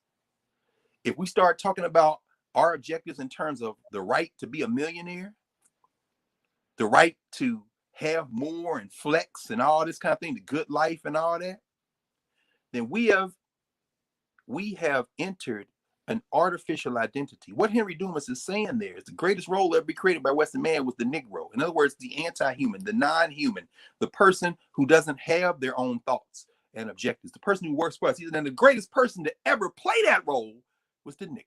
Meaning what? The people who believed it. See, understand, white kids buy most of the hip hop. But then, and they go to the fraternity parties, sorority parties, dressed up in the jerseys, and they say for shizzle, like, Snoop told Martha Stewart she shouldn't say in the commercial. It's all fun and games. And now we're past childhood, we're mature. Now we take over the companies. Y'all still niggas. Meanwhile, we think we all friends. Oh, they know our culture? Nah, it's consumer market. You believed it? Oh, I see. So now you out here running in the streets, trying to figure out which of these people you should talk to. Then you get caught out there. And now when pressed for detail, you look frustrated. Of course, not mad, because the role of the Negro, the role of the figment of the American imagination has always been the problem. And the niggerization of the people who believe that role, this is what Dumas is talking about. So everybody I've mentioned so far, we've talked about so far, Josephine Baker, Eartha Kitt, they are citizens of the world. And we're going to end with a couple of others. Mention this brother because Bob Marley, a citizen of the world. In fact, this is Bob Marley's mother's writing on him. This is Sedelia Marley Booker, who is the mother of Bob Marley, who talks about, among other things, the fact that Bob Marley got involved in politics in his native Jamaica. There's a very famous concert in 1978 where the cats are in the street warring between the two political parties, Michael Manley and of the People's National Party and the JLP, the Jamaica Labor Party, Edward Seaga. Some of y'all know about the big concert. Marley had gotten shot. You got thugs in the street. They shooting people in the run up to this election. Marley has his unity concert in Kingston and makes both of these men come to the stage and join hands in a show of unity. Does that solve everything? No. However, it does show that the culture keepers have a responsibility. And in that island, we all black. We're gonna stop killing each other, right? One love. Y'all come up here. Y'all come up here. Bob Marley forces them. Gil Scott-Heron says Marley was supposed to be on the tour with Stevie Wonder in 1980, the Hotter Than July tour. Wonder records a song on that album, Happy Birthday. Y'all gonna make Martin Luther King birthday a national holiday. He meets with Coretta Scott King. What can I do? Well, we need, to this day, 40 years later, black people, happy birthday to you. Then some Negro, happy birthday to you. There wouldn't be no happy birthday song except Stevie Wonder said, look, I ain't a politician. But when I sniff, everybody starts sniffing like I sniff. So I got the platform, I got the gift. What can I do?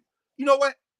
Hotter Than July. Before we finish, Master Blaster, all that, it's going to be a smash. You know, I'm Stevie Wonder after all, who, by the way, we read left Motown this week. Crazy. Oh my God. At 70, his own started his own platform and released 2 singles on it. Come on. Never too late. He tried to be like Karen Hunter. That's all right. I don't know. Like Stevie Wonder. He's a Taurus like you are. Come on. Yes. We Tauruses, no question. I love it.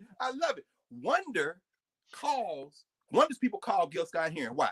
Bob Marley is too sick to perform. Marley ends up dying of cancer not too long after that. He performs in Zimbabwe for the Zimbabwean Liberation Movement because the people of Zimbabwe take one of the songs that Bob Marley recorded called Zimbabwe, that he recorded in support of the liberation struggle in Zimbabwe.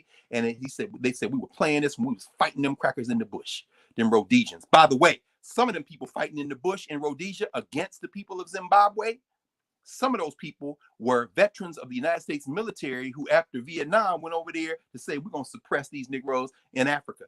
And yes, we start talking about white supremacy in the police departments of this country and in the military, that history goes all the way back. We know who y'all are. We know who y'all are, giving out water to the Proud Boys and Boogaloo Boys. Y'all all on the same team. Diddy is right. This boy win re-election, or even if he don't, we might have to knuck if we buck. But at any rate, Marley does perform that concert, but he's sick. Marley says, I can't go on tour with you, Stevie. So Stevie Wonder, right? Gil Scott-Heron writes about this in here. Stevie Wonder is like, look, I don't trust anybody on tour with me because, you know, I be playing on the piano, then I get up and want to dance. I can't be tripping over no cables. I need somebody with me who's going to guide me over this shit so I can get out here and dance. So Marley's people get Gil Scott-Heron. Gil Scott-Heron says, I go on tour with him. And we are the ones. He said, I watched this man up close. It was Stevie Wonder. And of course, Gil Scott-Heron being very, very humble. It's Stevie Wonder. It's also Gil Scott-Heron helping get that whole animus together, get that whole momentum together. They come to DC, the big rallies they have, and Martin Luther King birthday is signed as a national holiday. And guess what? We had an enemy in the White House at the time, Ronald Reagan. Reagan signed that. You think he did it because he wanted to? No. Stevie, I mean, it's one thing that people lobby, and he writes it, and that's why he calls his book The Last Holiday, a memoir. So, and let's pause there because I saw somebody in the comments was like, well, we can't vote unless they give us something. No, you force the power, as Dr. Carr said, voting is not even it's the what'd you say? What'd you call it? It's not the voting is just a tactic. In fact, I should mention one more, Karen. This is about the second book me and Nick wrote. Y'all know Dick Gregory ran for president, right? Yes, he did. This is the book Write Me In by Dick Gregory. I helped Dick Gregory. The last book he wrote. Before Kanye, there was Dick Gregory. There was Dizzy Gillespie. People don't know. That was kind of a gimmick campaign. But Dick Gregory, and in fact, let's go, Karen. Give me 30 more seconds. I want to show you all. This is the table of contents. Why I want to be president. He says, just between a politician and a statesman. And there's only one qualification he goes through. How I want to be president. The nation is insane. Moral fallout. The Gregory Report on Civil Disorders. Let me tell you what Dick Gregory did. He writes a book and then outlines the Gregory Accords, Lights in the United States, Crisis in Town and Country, the Gregorian Court Calendar, Pencil Power, How to Write In.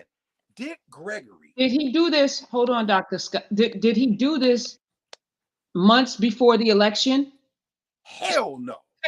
Did he do that within the election after the primaries? Did he do that? When did he? have his manifesto on his platform. He put this together during the year 1968. It's published in June 1968. So it's published at the time the conventions are going on. In other words, there's already a Democrat, there's already a Republican, but we're living in a side now. Vietnam is going on. In fact, this book is dedicated to all Democrats and Republicans in this country who have created the atmosphere which makes this book necessary. There isn't but here's the point. There isn't the same calculated risk in 1968. Because the thing is, you got to end the war. Remember, Johnson doesn't run for re-election. That's right. The anti-war effort makes him step back. Bobby Kennedy didn't have, this is before Kennedy gets his brains blown out, or gets shot in the chest, rather, in that hotel in LA after he wins the California primary. Nixon ends up winning the election of 1968 and ending the war. So what am I saying? I'm saying there are risks involved. Dick Gregory got thousands of votes. But here's what Dick Gregory did to Ice Cube and Diddy and them and Kanye. This is the book you should read. In fact, I know Nick brought it up when y'all talked. Dick Gregory, I wish Mr. G was here to talk to you about it. Dick Gregory said, I'm going to give you a book to work with because my organizational logic and politics for this, I'm not going to win. In fact, Dick Gregory said, if I had won, I would have demanded a recount. But here's the thing, a write-in candidate who's not on the ballots, understand what Dick Gregory is trying to do is make a political statement that isn't that different than what Kanye is talking about, except it's absolutely different. It's absolutely, there's a substantive piece. And Dick Gregory, by the way, and I should end with this real, 1962 with Medgar Evers, then with Dr. King and them, Dick Gregory, who was was really the pioneer comedian of his generation. Bill Cosby is doing what he's doing, but Dick Gregory at the Playboy Club, Dick Gregory kicks in that door, and that whole generation of, in fact, Mr. G, his last book that he did, I helped him with the book. In fact, I wrote the forward to the paperback edition. He would come to Howard, and we would sit and talk back and forth. And one day, his son Christian, who is the manager, does the estate. In fact, I'm sure they're going to republish this book because Christian's republishing all of it.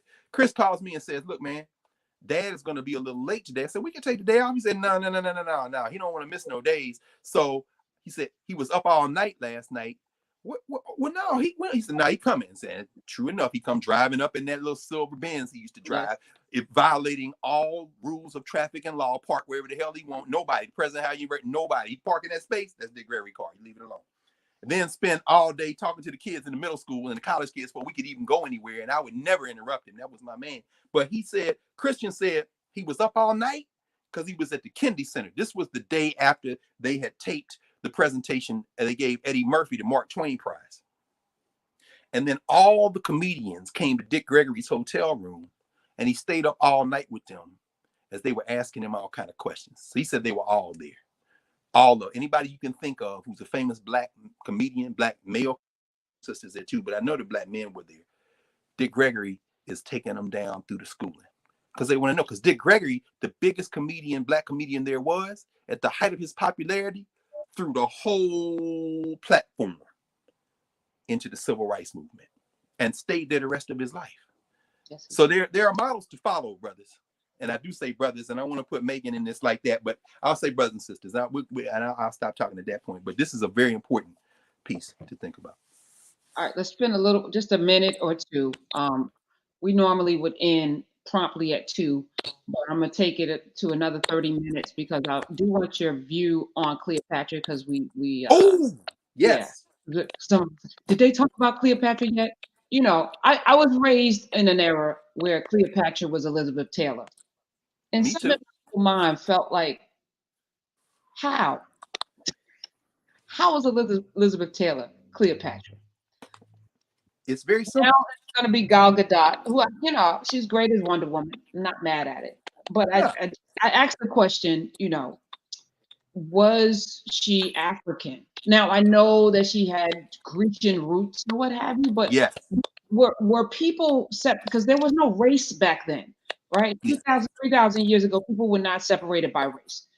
I know that Africa 3,000 years ago was still hot. Egypt was still hot. Greece was hot. People had browner skin and curly hair. I don't know. What might she look like, Dr. Carr? And give us some history about this woman and why Hollywood keeps bastardizing Egypt in a way that that makes it closer to European?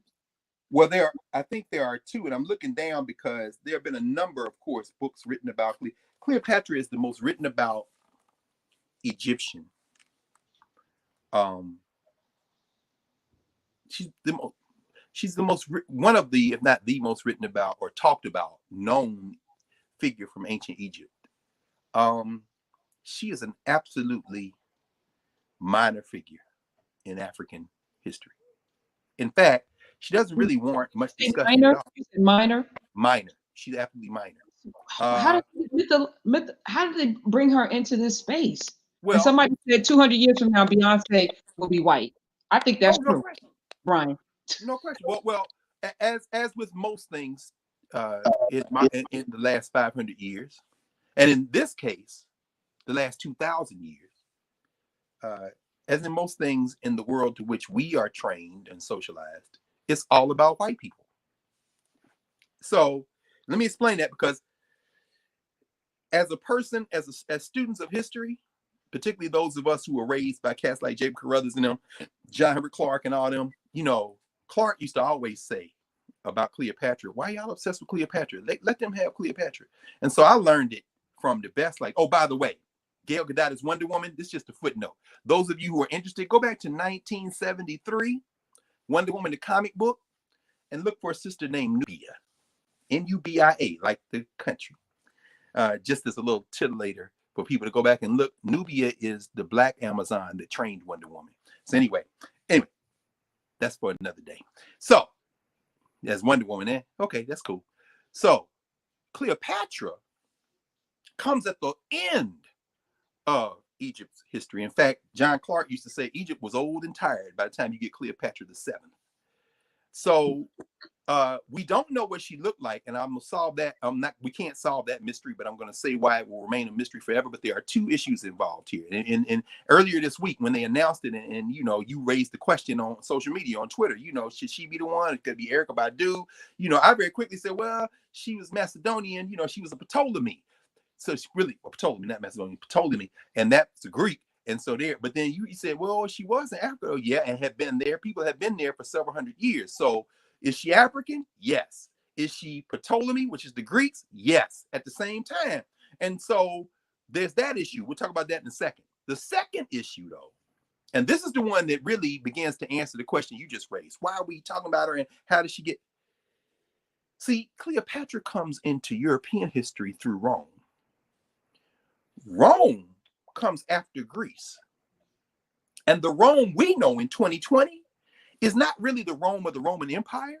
It's the Rome that has been, which is where we have this word from, romance, and romanticized. It is the imaginary Rome that Europe stitched together in the Frankenstein monster we call Western civilization. Why do I call it the Frankenstein monster? Because none of these pieces came up in the same place. How you stitch the Romans to the British, by the way, Julius Caesar, read his diaries of his travels, he gets to where they now call England, and he says these people are so stupid they wouldn't even make good slaves. I mean, but yet and still, they're all now part of the same Western civilization. Then you stitch the Germans in, you done stitch the Gauls in. The Gauls, by the way, live in a place that the Franks from what is now Germany conquered. That's why they call it France instead of Gaul. But French is Gallic culture. What the hell? No, they're making a Frankenstein monster. You stitch the boot of Italy on there, which Rome hadn't conquered thoroughly by this time. There's an island off the coast, the toe of Italy, that wasn't part of Italy at all, but now it is. What, Sicily? Right? Yeah, what the hell, man? And all this gets stitched to Greece and Rome. What the hell? What the hell is that? And then you got a whole Iberian Peninsula that the Muslims are on from 700 to about 1500 almost of so-called AD that they had to put out when they unify into Catholicism. That becomes Portugal and Spain. Then you stitch it all together. It only comes together, and then only tangentially, because just as it's been stitched together, it has been threatening to pull itself apart ever since them sutures healed. That's called World War I, World War II, every damn conflict they've ever had, including the European Union. You see now England has said, Boris Johnson, them, just walk away. Because they ain't never been that tightly stitched. But you know what really fused them? Is when they started sending ships across the ocean to displace the Aboriginals, then pulled us into the criminal enterprise and invented something with a big W called white. All this stuff is imaginary. So the Frankenstein monster of Europe gets sutured together but they got to have a usable past. That's the second part. So we'll come back to Cleopatra, who she is in fact, one, but we're going to talk about Cleopatra in European memory, which then they teach us, which is why Elizabeth Taylor is the one that sticks out for us, right? They have to have a usable past to make themselves glorious. They can't go through the lived experiences of Europe because they got a big problem, a big ass 800-year problem called the Moorish occupation of the Iberian Peninsula. So you got to skip over that. Even though the fact that you have algebra and latitude and longitude and maps to go explore, all of that comes through the Africans and Arabs, the Muslims who taught you all that stuff on the peninsula. But we learned in elementary school, we just don't learn that they were Muslims. We learned Prince Henry the Navigator, and nobody ever asked where he got the maps from since his ass ain't never been nowhere. It came from the Muslims. But anyway, it's neither here nor there.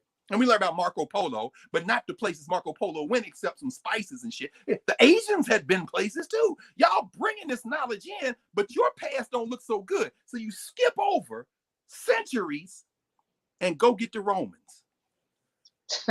Roman Empire and Charlemagne the God.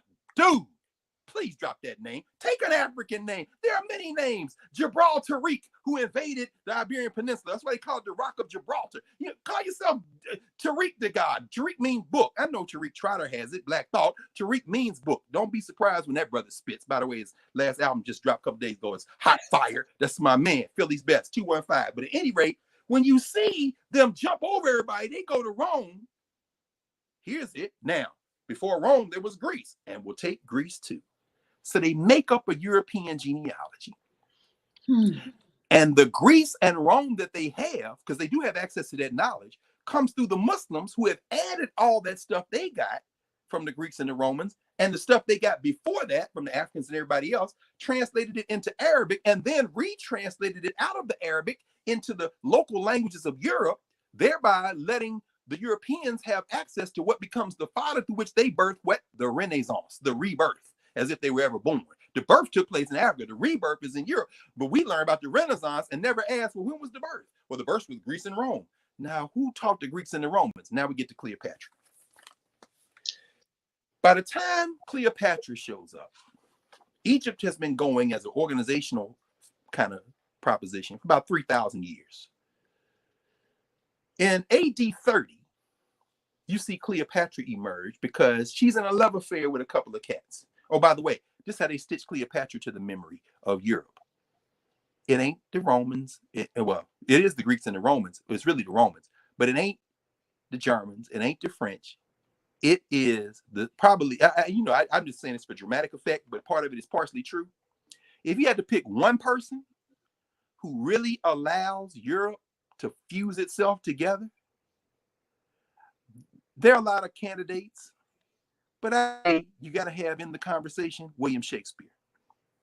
Because what Shakespeare does, Shakespeare. Does he exist? Was he a real person? Oh, yeah, William Shakespeare. Yeah, well, there are arguments. Like Christopher Marlowe, for example, they're saying, was he a person? But yeah, Will. There's a book called Will in the World. I mean, of course, there's a library of Shakespeare books.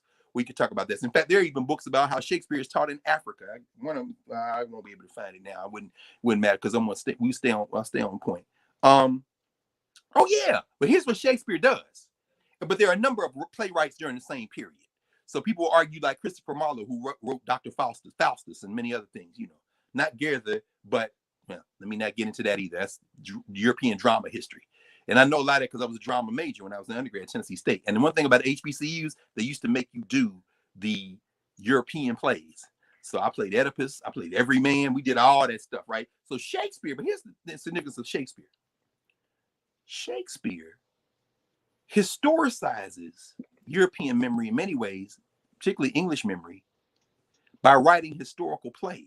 So if you think about Shakespeare's plays, they're really dramatic glosses and artistic glosses on what is becoming Western civilization's memory. Romeo and Juliet. Okay, I'm gonna bring in the Montagues and the Capulets. I'm gonna bring in some of this beef is going on in Iberian Europe. Okay, Othello. Let me deal with somebody got to deal with these Moors. All right, I'll write a play about the Moors. I'll get the one Moorish general, and he'll be a man at a time. He's going to kill this white woman, and it's going to be tragic. So now I've dealt with the Moors. All right, what about the Romans? Friends, Romans, countrymen, lend me your ears. How y'all doing Shakespeare? How y'all doing Romans with British accents and not Italian accents? Why? Because Shakespeare wrote it. I speak not to disprove what Brutus spoke, but this I know, you all did love him once. Wait, why are you speaking with a British accent? Because Shakespeare has taken the Romans and given them to you. Midsummer Night's Dream, Two Gentlemen of Verona. He's going to write these histories, and he's going to historicize Europe and put it where you can get it.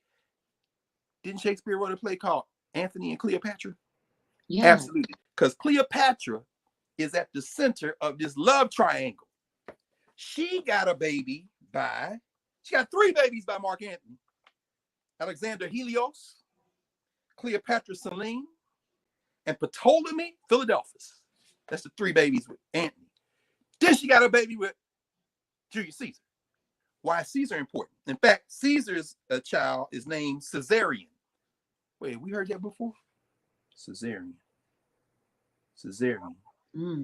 I'm not sure that, I don't know the provenance of the procedure known as the Caesarean section, the C-section, in terms of birth, but I have stood at the temple of Kamambo on the banks of the Nile and looked at the Egyptian birthing process, which involves sitting in the birthing chair, because the Africans know that you shouldn't be laying on your back with your legs in the air trying to give birth to a baby. You sit down on the birthing chair like you would sit on the toilet, and the baby, gravity does the rest. And next to this picture and the glyphs are all these surgical instruments that the Egyptians used to give birth, because they were masters of giving birth. In fact, this conversation would probably be best be held with one of my former students who is now an intern, an MD, who is doing her residency at the Morehouse School of Medicine, Dr. Margaret Ridge, Maggie Ridge, Black woman out of Boston, who has done research on this and talked about Peshiset, who was the head of surgery in ancient Egypt for a time, what they call the first lady physician in world history. But she talks about her and the sisters who were doctors with her during this period of ancient Egyptian history, which predates Cleopatra. Maggie could talk about this. And what do they say? Trust Black women? I trust that Black woman. So I would ask Maggie and her teacher, the greatest teacher of Egyptian hieroglyphs in the world today, who teaches at Howard University, the great Mario Beatty, about this, because I've stood with Mario as he translated the glyphs and showed us the birthing chair. So maybe the C-section came out of Caesarion, who was the son of Julius Caesar and Cleopatra. Now, finally, because there's 2 things going on here. Cleopatra as she was in life, Cleopatra as the Europeans have used her to create this illusion. And here's, I'm going to talk about where the 2 places meet. In fact, let me put my timer on, because that way we won't go too far over. Let me see. I got my, I got my timer. So I'm going to 3 minutes. We're going to answer questions. Okay, and then we're going to do that. That's right. All right, here we go. Very quick. Let me wrap it up. Alexander of Macedon, who some people sadly still call the Great, invades Egypt in like around the 330s BCE. The Greeks want to come into Egypt. They done learned a whole lot from Egyptians over the centuries. Now he's coming in. They go to North Africa, and as you've said many times, Professor Hunter, when you evoke the Candaces, ain't nobody ever gone that deep into Africa. They get off the coast, the Mediterranean coast. They come up the Nile, the length of almost really what is now modern Egypt, the state, but they don't go into Nubia, because the sisters stopped Alexander. He said, y'all don't want this, you don't want this smoke. So they'll never get that deep into Africa. But the top of Africa, on the coast, the Mediterranean coast, Alexander puts a city there called Alexandria. So, I've never been to Alexandria. I've been to Egypt at least now double figures, like 10, 11 times. We never get to Alexandria. We really had no interest in Alexandria. I want to go at some point. People talk about the Library of Alexandria. That's the Greeks. The Greek line of kings, now they call them kings. They're also pharaohs, though, because when you invade Egypt, you come to Egypt, you got to be like the Egyptians. In fact, when Alexander shows up, he wants to know, where's the oracles? I want to go talk to be the temples. I'm the pharaoh. And the Egyptian priests are like, what? You the pharaoh now. All right, can we go back to work? In other words, they kind of entertain the Greeks.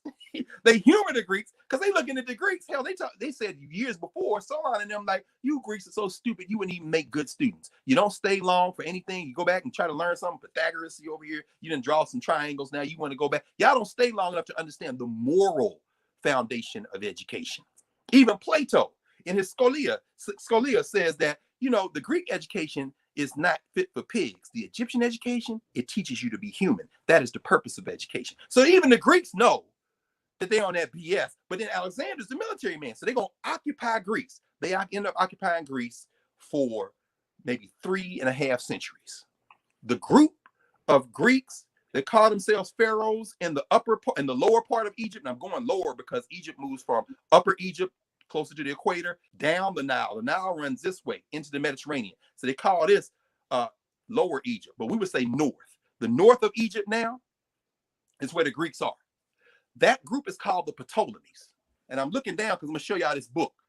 There are a lot of books written on Cleopatra. This is one of my favorites because it's an art exhibition that was at the British Museum. It's called Cleopatra of Egypt, Princeton University Press and the British Museum Press. I like art catalogs often because all the stuff they stole, they then write essays about the significance of it. And that's what museums basically are. That's why they didn't have museums in Africa, Asia. Well, why do y'all have a museum? Y'all have a museum because this is shit you took. In fact, I always tell students, I say, we call them museums, but they should be really crime scene investigation as well, because I use a shorthand, TSWS. That's what I call white museums. The S we stole. So anyway, or the S we took. Sometimes you can say other things, So there's a genealogy of the Ptolemies. These are the Greeks going all the way through. Now, so from Ptolemy the First or Soter, over 300 years, I'm not even gonna go through all of them. We're gonna focus on the end of it. Why? Because the end of it is what we're interested in. These are all the Ptolemies over 300 years. The Africans, the Nubians doing what they doing, Aksum doing what it's doing, Kush doing what it's doing. They ain't paying no attention. This is the north part of Egypt. This is the Greeks. And the Africans who are now oppressed by these Greeks, the priests, they still drawing glyphs, but those glyphs become almost indecipherable. Why? Because the quality of the glyphs begins to erode. This is what you call late period when you go to Egypt. It's not Old Kingdom, not Middle Kingdom, that's thoroughly African. It's not even the 25th dynasty when the Nubians come down the Nile and restore order. Now the Greeks are in here. This is the Ptolemaic period. That's when the stuff started getting raggedy. You understand? We go to the temple of Isis at Philae because the Europeans are in, right? The Africans are there. So there's still a level of quality, but they're not showing them everything. It's very important to understand it. So is Cleopatra African? Oh, yeah, she's 300 years in, but she's 300 years in as a Ptolemy. And when you get to her, let me see, look. Cleopatra the Seventh. You see her? Mm-hmm. There go her babies by Mark Antony. Now the Romans gonna come in and get the Greeks. That's why she's the last one. Here's her child with Caesar. Caesar and Antony, both Romans, and like these white dudes do, fighting. Like men, they fighting, right? But here's the problem. Let's separate the two. Here's where we're close. Cleopatra the Seventh has a sister named Cleopatra the Sixth. She has a sister named Arsinoe. Two brothers, Ptolemy the 13th and the 14th, Bernice the 4th. Now, these are the children of Ptolemy the 12th and Cleopatra the 5th. Her parents are also cousin, brother and sister. Brother and sister. That's nasty. Oh, nasty. Or not. This is where one comes in. We come to the second part. This is the historical Cleopatra. But the second one, the Elizabeth Taylor piece, that actually is very important, Karen, what you just said. Very important. We're gonna come to that in a second. I'm about to end. So her mother, Cleopatra the Fifth, her mother, who I guess would also be her auntie, her father's provenance is clear, but her mother is the daughter of Ptolemy the Ninth. Ptolemy the Ninth has two wives, Cleopatra the Fourth and Cleopatra Selene. But that ain't the end of the story. This dude out here sleeping with other people. And herein lies the mystery of Cleopatra, because Cleopatra's mother is not Cleopatra the Fourth or Cleopatra Selene. Cleopatra's mother is what they call concubine. We don't know what she looked like. We don't know her background. Was she Nubian? Her mother has disappeared from history. There's no way to find her. So the only way she's not part of the inbred Greek family line is if her mother came from some harem. Is she Arab? Is she, I mean, she could be anybody. We don't know her mother. I'm sorry. What am I saying? We don't know her grandmother. Duh. Her grandmother, the concubine, is who gives birth to her mother and father. Ptolemy the 12th, Cleopatra the 5th, who then have her. We don't know her grandmother. So at best, let's say her grandmother's a Nubian, which I'm not even going to speculate, because this is the kind of thing academics fight about all the time. And I'm not an Egyptologist. I asked Mario, I asked Maggie. Y'all talk about that. And all these Africans who are, by the way, all you Negroes out here using Hotep as a pejorative, you don't know a damn thing what we talking about right now. And that is the difference between those who think you're so smart you can use Hotep as a pejorative and real scholars. At any rate, the idea is that if she is Nubian, let's say she's Nubian, just for sake of argument, that would mean that Cleopatra is completely a Ptolemy out of the Greek line, with the exception of her parents' mother. And that might be enough color to put her in line. Now, Gal Gadot, of course, out of Israel, which means she got a touch of the Moor, as they used to say in Moorish Spain. Anyway, okay, yeah. She got enough olive, maybe she could play Cleopatra. But here's the second part, finally. The issue with Cleopatra isn't the historical Cleopatra, it's how she's been interpreted in history, which is why in this exhibition catalog, the 4th section, Egypt and Rome, and the myth of Cleopatra, the article by Mary Hamer, chapter 11, The Myth of Cleopatra Since the Renaissance, on page 302. Mary Hamer says this: Caesar has this baby, but then Caesar dies. Julius Caesar dies. Augustus Caesar comes in. He want to be the man, which is why we got 31 days in August, like 31 days in July. They taking days out the damn calendar and putting their names in the calendar, which is why we are now in October 8. Why is it the 10th? Using Augustus Caesar trying to be famous. Anyway, so Augustus Caesar follows Julius Caesar, say, nah, you know what, Julius Caesar, you the man, they love you and us great, you know. In the deep future, we all gonna be dust and Shakespeare gonna write a play about you and shit. But right now, I'm the man.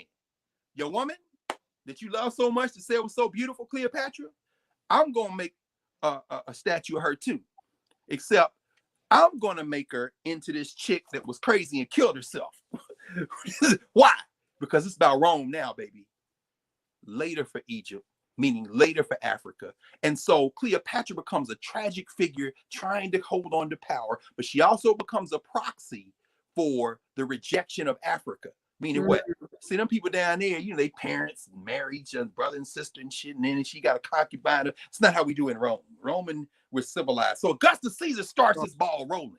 You know what I'm saying?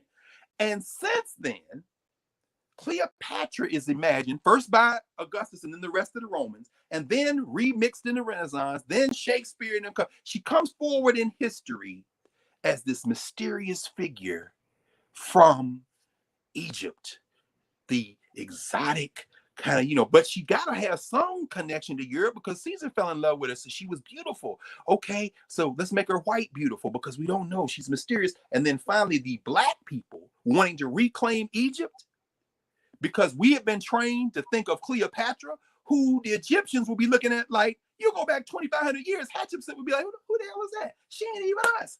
Jehudi most of them be like, what did she have? Did she build anything? Nah. Wait, she fell in love with one of them savages from where? Rome? What the hell is Rome? No, they don't know nothing. She is complete. She's the last one of them. Trash. She comes to the reception after all the chicken is gone, all the meatballs is gone, all the good vegetables is gone, and the only thing left on the table is celery and ranch dip. That's Cleopatra. You understand? So, and now, but to the Europeans, they're gonna say, and of course, the celery and ranch dip from exotic Egypt was very important. That's the Africa they want. They don't want the Candaces. They don't want nothing else out of it. They're gonna take her out, make her into this exotic thing. At the same time, they're going to train us that when we say Egypt, we mean Cleopatra. And here we are trying to recover Egypt, but because of our deep miseducation, kind of what's in it again, we think Egypt We think about the only thing they showed us, which was the only thing they wanted out of it, which was the one closest to them, which was Cleopatra. So we want to claim Cleopatra. So now we're going to make her black, even though the history don't necessarily support it. We're going to make her, hey, give her up. Give her up. Let them have her. Queen T. King Tut's grandmother, black as hell, and look just like Lauryn Hill. Y'all look up T-I-Y-E with the afro, the wife of Amenhotep III, the great diplomat. T was a hell of a diplomat. That's Akhenaten's mother. You go get T. She black as hell. Let them have Cleopatra, please. Good. All right. So have Cleopatra, we won't support it, and we'll do or not. Yeah. Let's get some questions in. Hot Mama wants to know if how do we protect the legitimacy of our movements and organizations from infiltration or the corruption of our rhetoric? I don't know that we can. I think the only thing we can do, and I love this metaphor from the great Elijah Muhammad. We saw it in Denzel Washington's Malcolm X. Remember when Denzel went in to study with Al Freeman Jr., the great actor, late Al Freeman ancestor, taught at Howard for years. And Al Freeman pours the glass and puts the ink in the glass and it's dirty. Then he pours the clean glass. He says, as long as you pour in a clean glass of water, people will choose the clean glass. When people come in with this corrupting stuff, that's why I say we don't get tied up with Diddy and Kanye and Cube. Look, we know y'all want what we want, but let's stay focused. Even Diddy said it 5 minutes into Charlamagne's interview. We got to get rid of Trump. Yeah, dude, but understand when you jump out there, you're creating confusion. So we got to stay focused. I don't know that we can prevent corruption because none of our institutions, none of our organizations are pure. I mean, when you go in the nation, it's real beef in the nation. You understand? I mean, at the 25th anniversary of the Million Man March, Louis Farrakhan brought out the children of Elijah Muhammad. None of the children that he brought out were children that Elijah Muhammad and Clara Muhammad's had. These are children that Elijah Muhammad's had with other women. And so I'm saying there's all kind of like, what the hell? What is, except they call them wives in the Nation of Islam. And guess what? You can take it or let it alone, as they say in the nation. But I'm saying our organizations have to be grounded at least in the aspiration to integrity, the aspiration to open discourse, and the aspiration to pour the clean glass, which means the glass that represents the best of our traditions. And as long as we're doing that, I think that's pretty much all we can do in terms of trying to protect ourselves. Caspi wants to know how he could start his own printing press with not enough money, and I want to answer that because please, because you would know. No. I was going to start I had a publishing house, and then I'm like, why work so hard when there's somebody else out there doing it? So I reached out to you, brother Coates. Paul Coates has a printing press and his own publishing house. So why not just filter my books through his press the way, everybody wants to be the first or the only person in the marketplace instead of working together to make something bigger. Like bring the talent to the thing that's already working. It's mad. So no, Karen, that's an important lesson that you just taught. You're teaching us. Coates has the presses, and Diddy, Black Independent Party, talk to the people who are doing it. Q, plan, get Derek and them. Derek is the reason my brother. In fact, I should call Derek now. Say, man, go get these documents, bro, and the ones that inform them. Guess what? You don't reinvent the wheel, because see, when you bring this other stuff in, you bring in the people who worked on that stuff. And they say, okay, this is what we was waiting for. This is what you do. And that's how we preserve institutional knowledge. No question. Coates knows things I don't know. He learned from people that aren't here. And then it gets carried forward. We keep losing our institutional knowledge because everybody wants to be first to market. Our egos get the best. I have no ego in the servitude of Black people. That's clear. So if I have ideas and books, this man is going to do it. If I want to do movies, there's somebody out there is doing movies already. Why do I need to start a movie house? I sat there and I was like, there's a lot of work, time, money, and effort. Right. That's right. All right. Charles Joseph wants to know, is there a Black history course taught by Dr. Carr that he can attend online? What are we doing? I just wanted to put that. Okay, very good. Oh, I see what you did there. The answer is yes. All right. Yes. Carlos wants to know, Dr. Carr, can you explain how the critical race theory was developed? Very quickly, if I could do that in 30 seconds. In fact, let's do a whole thing on it, Karen. We'll do a class on critical CRT. Critical race theory came out of the law, the critical legal studies movement. This comes out in the late 60s, early 1970s, which is basically a critique of the nature of legal institutions and legal theory. It's kind of a structuralist argument. The idea is, what is the purpose of law? And so if you take law as a necessary first principle for the development of society, rule of law is at the center. This is why messing with the courts is problematic, because when you start undermining the idea that the law can be followed, you're now going to create a situation where it's just going to be a fight. I mean, if ain't no rules, then let's just go for broke. So the critical legal studies movement is really critiquing the oppressive nature of law. Out of the critical legal studies movement comes a kind of critique of how that operates in the field of race and racial oppression. So what you see is, oh wow, making a long story short, David Trubeck at Yale. There's several young scholars at Yale. Stoughton Lynn is one who's often mentioned. Harvard has a few people who cluster around there. And eventually, by now, we're talking about into the 1970s, you start seeing some theorists, some white, some black. The key black figure who's usually identified as being at the beginning of this is Derek Bell. Derek Bell, who was a lawyer for the NAACP Legal Defense Fund, very important scholar. He says, you know what? Let's reframe the idea of the law around the experiences of black people and take the experiences of black people and use them to critique the legal structure, to critique precedent, to create statutes, and we'll do it through a modicum of storytelling. We'll use narrative to reframe that. So that's where you start getting critical race theory in the law. It really comes out of legal studies. And so then the next wave comes in, which is the students of some of these people like Trubeck and them. Kimberly Crenshaw, for example, who's at the University of Wisconsin with a Hasty fellow. William Hasty actually was a professor of law at Howard University who had gone to Harvard. Hasty, Charles Hamilton Houston, Ben Davis, who was a communist congressman from New York, for example, come out in that first iteration of blacks who go to Harvard. That's volume 2 of the history of Harvard Law School just came out. It's called The Intellectual Sword. It tells that story. But at any rate, Kim Crenshaw comes out as a student of one of those early white kind of critical legal scholars theories. And of course, she is given credit for kind of popularizing, elevating, and explaining the term intersectionality. It comes out again, this question of how do we tell stories from the perspective of the lived experiences of black women, people in different classes. And Derek Bell is given credit for kind of sparking this movement that eventually finally escapes the law and becomes a framework for critiquing existing power relations and structures. And that is what is generally called, under a very broad umbrella that we'll need to talk about in much more detail, critical race theory.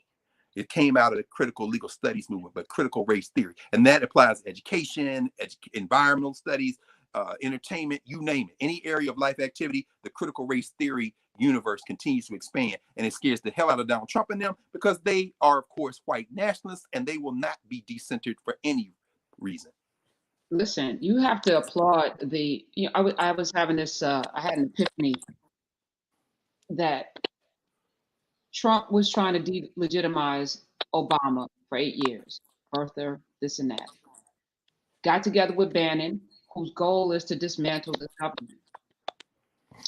What's the best way to dismantle this government than to put somebody in the presidency that delegitimizes the entire office, which says that Negro that sat in that seat for 8 years, this is nothing. That's right. I'm going to destroy the office so that the people that sat there no longer has any luster, because the entire framework around the presidency is now nothing. So, thoughts on that before we log on? You know what you make as you were talking? In another life, I'd have been a filmmaker or a baseball player or a musician, something other than this. But remember that scene in Batman when Michael Caine is explaining when he was in the army? And by the way, if y'all are in the Batman DC comics, Alfred Pennyworth. There's a whole story. They love messing with Alfred in the comics. Alfred been everything, an adventurer, all this kind of thing. Alfred says, Michael Caine says, I was, I guess he's telling Christian Bale, we were with this general and we were marching through the jungle, and then we came upon this village and everything was gone. And there was a little boy playing with a ruby the size of his palm or his hand. And they had been paying the local warlord in rubies to enact terror or whatever. And the little boy was playing with the ruby. And he said, why is this is very valuable. Why is this child sitting here and everything is gone? People dead, people. The warlord was taking the rubies, which were the most valuable thing to the army people, thinking they paying him in rubies, and throwing them away. The goal wasn't to negotiate with these people. They had another set of objectives, and he ends the story, Christian Bale, and Bale is like, well, what's the point? Michael Caine looks at him and says, some men just want to watch the world burn. Meaning what? Bannon and them understand. In order to remake these institutions, you got to rob them of any value they have. And then we'll build something else. And understand, Steve Bannon is not an American nationalist. See, he's only an American nationalist for those of you who think the United States is the center of his worldview. Steve Bannon traveling all over the world. If you know anything, in fact, there's a brand new book that just came out. I won't even stop and look at it. We got to talk about that next week as well, on the global far right in Germany, in France, in England, all over, wherever these white people are. Look here.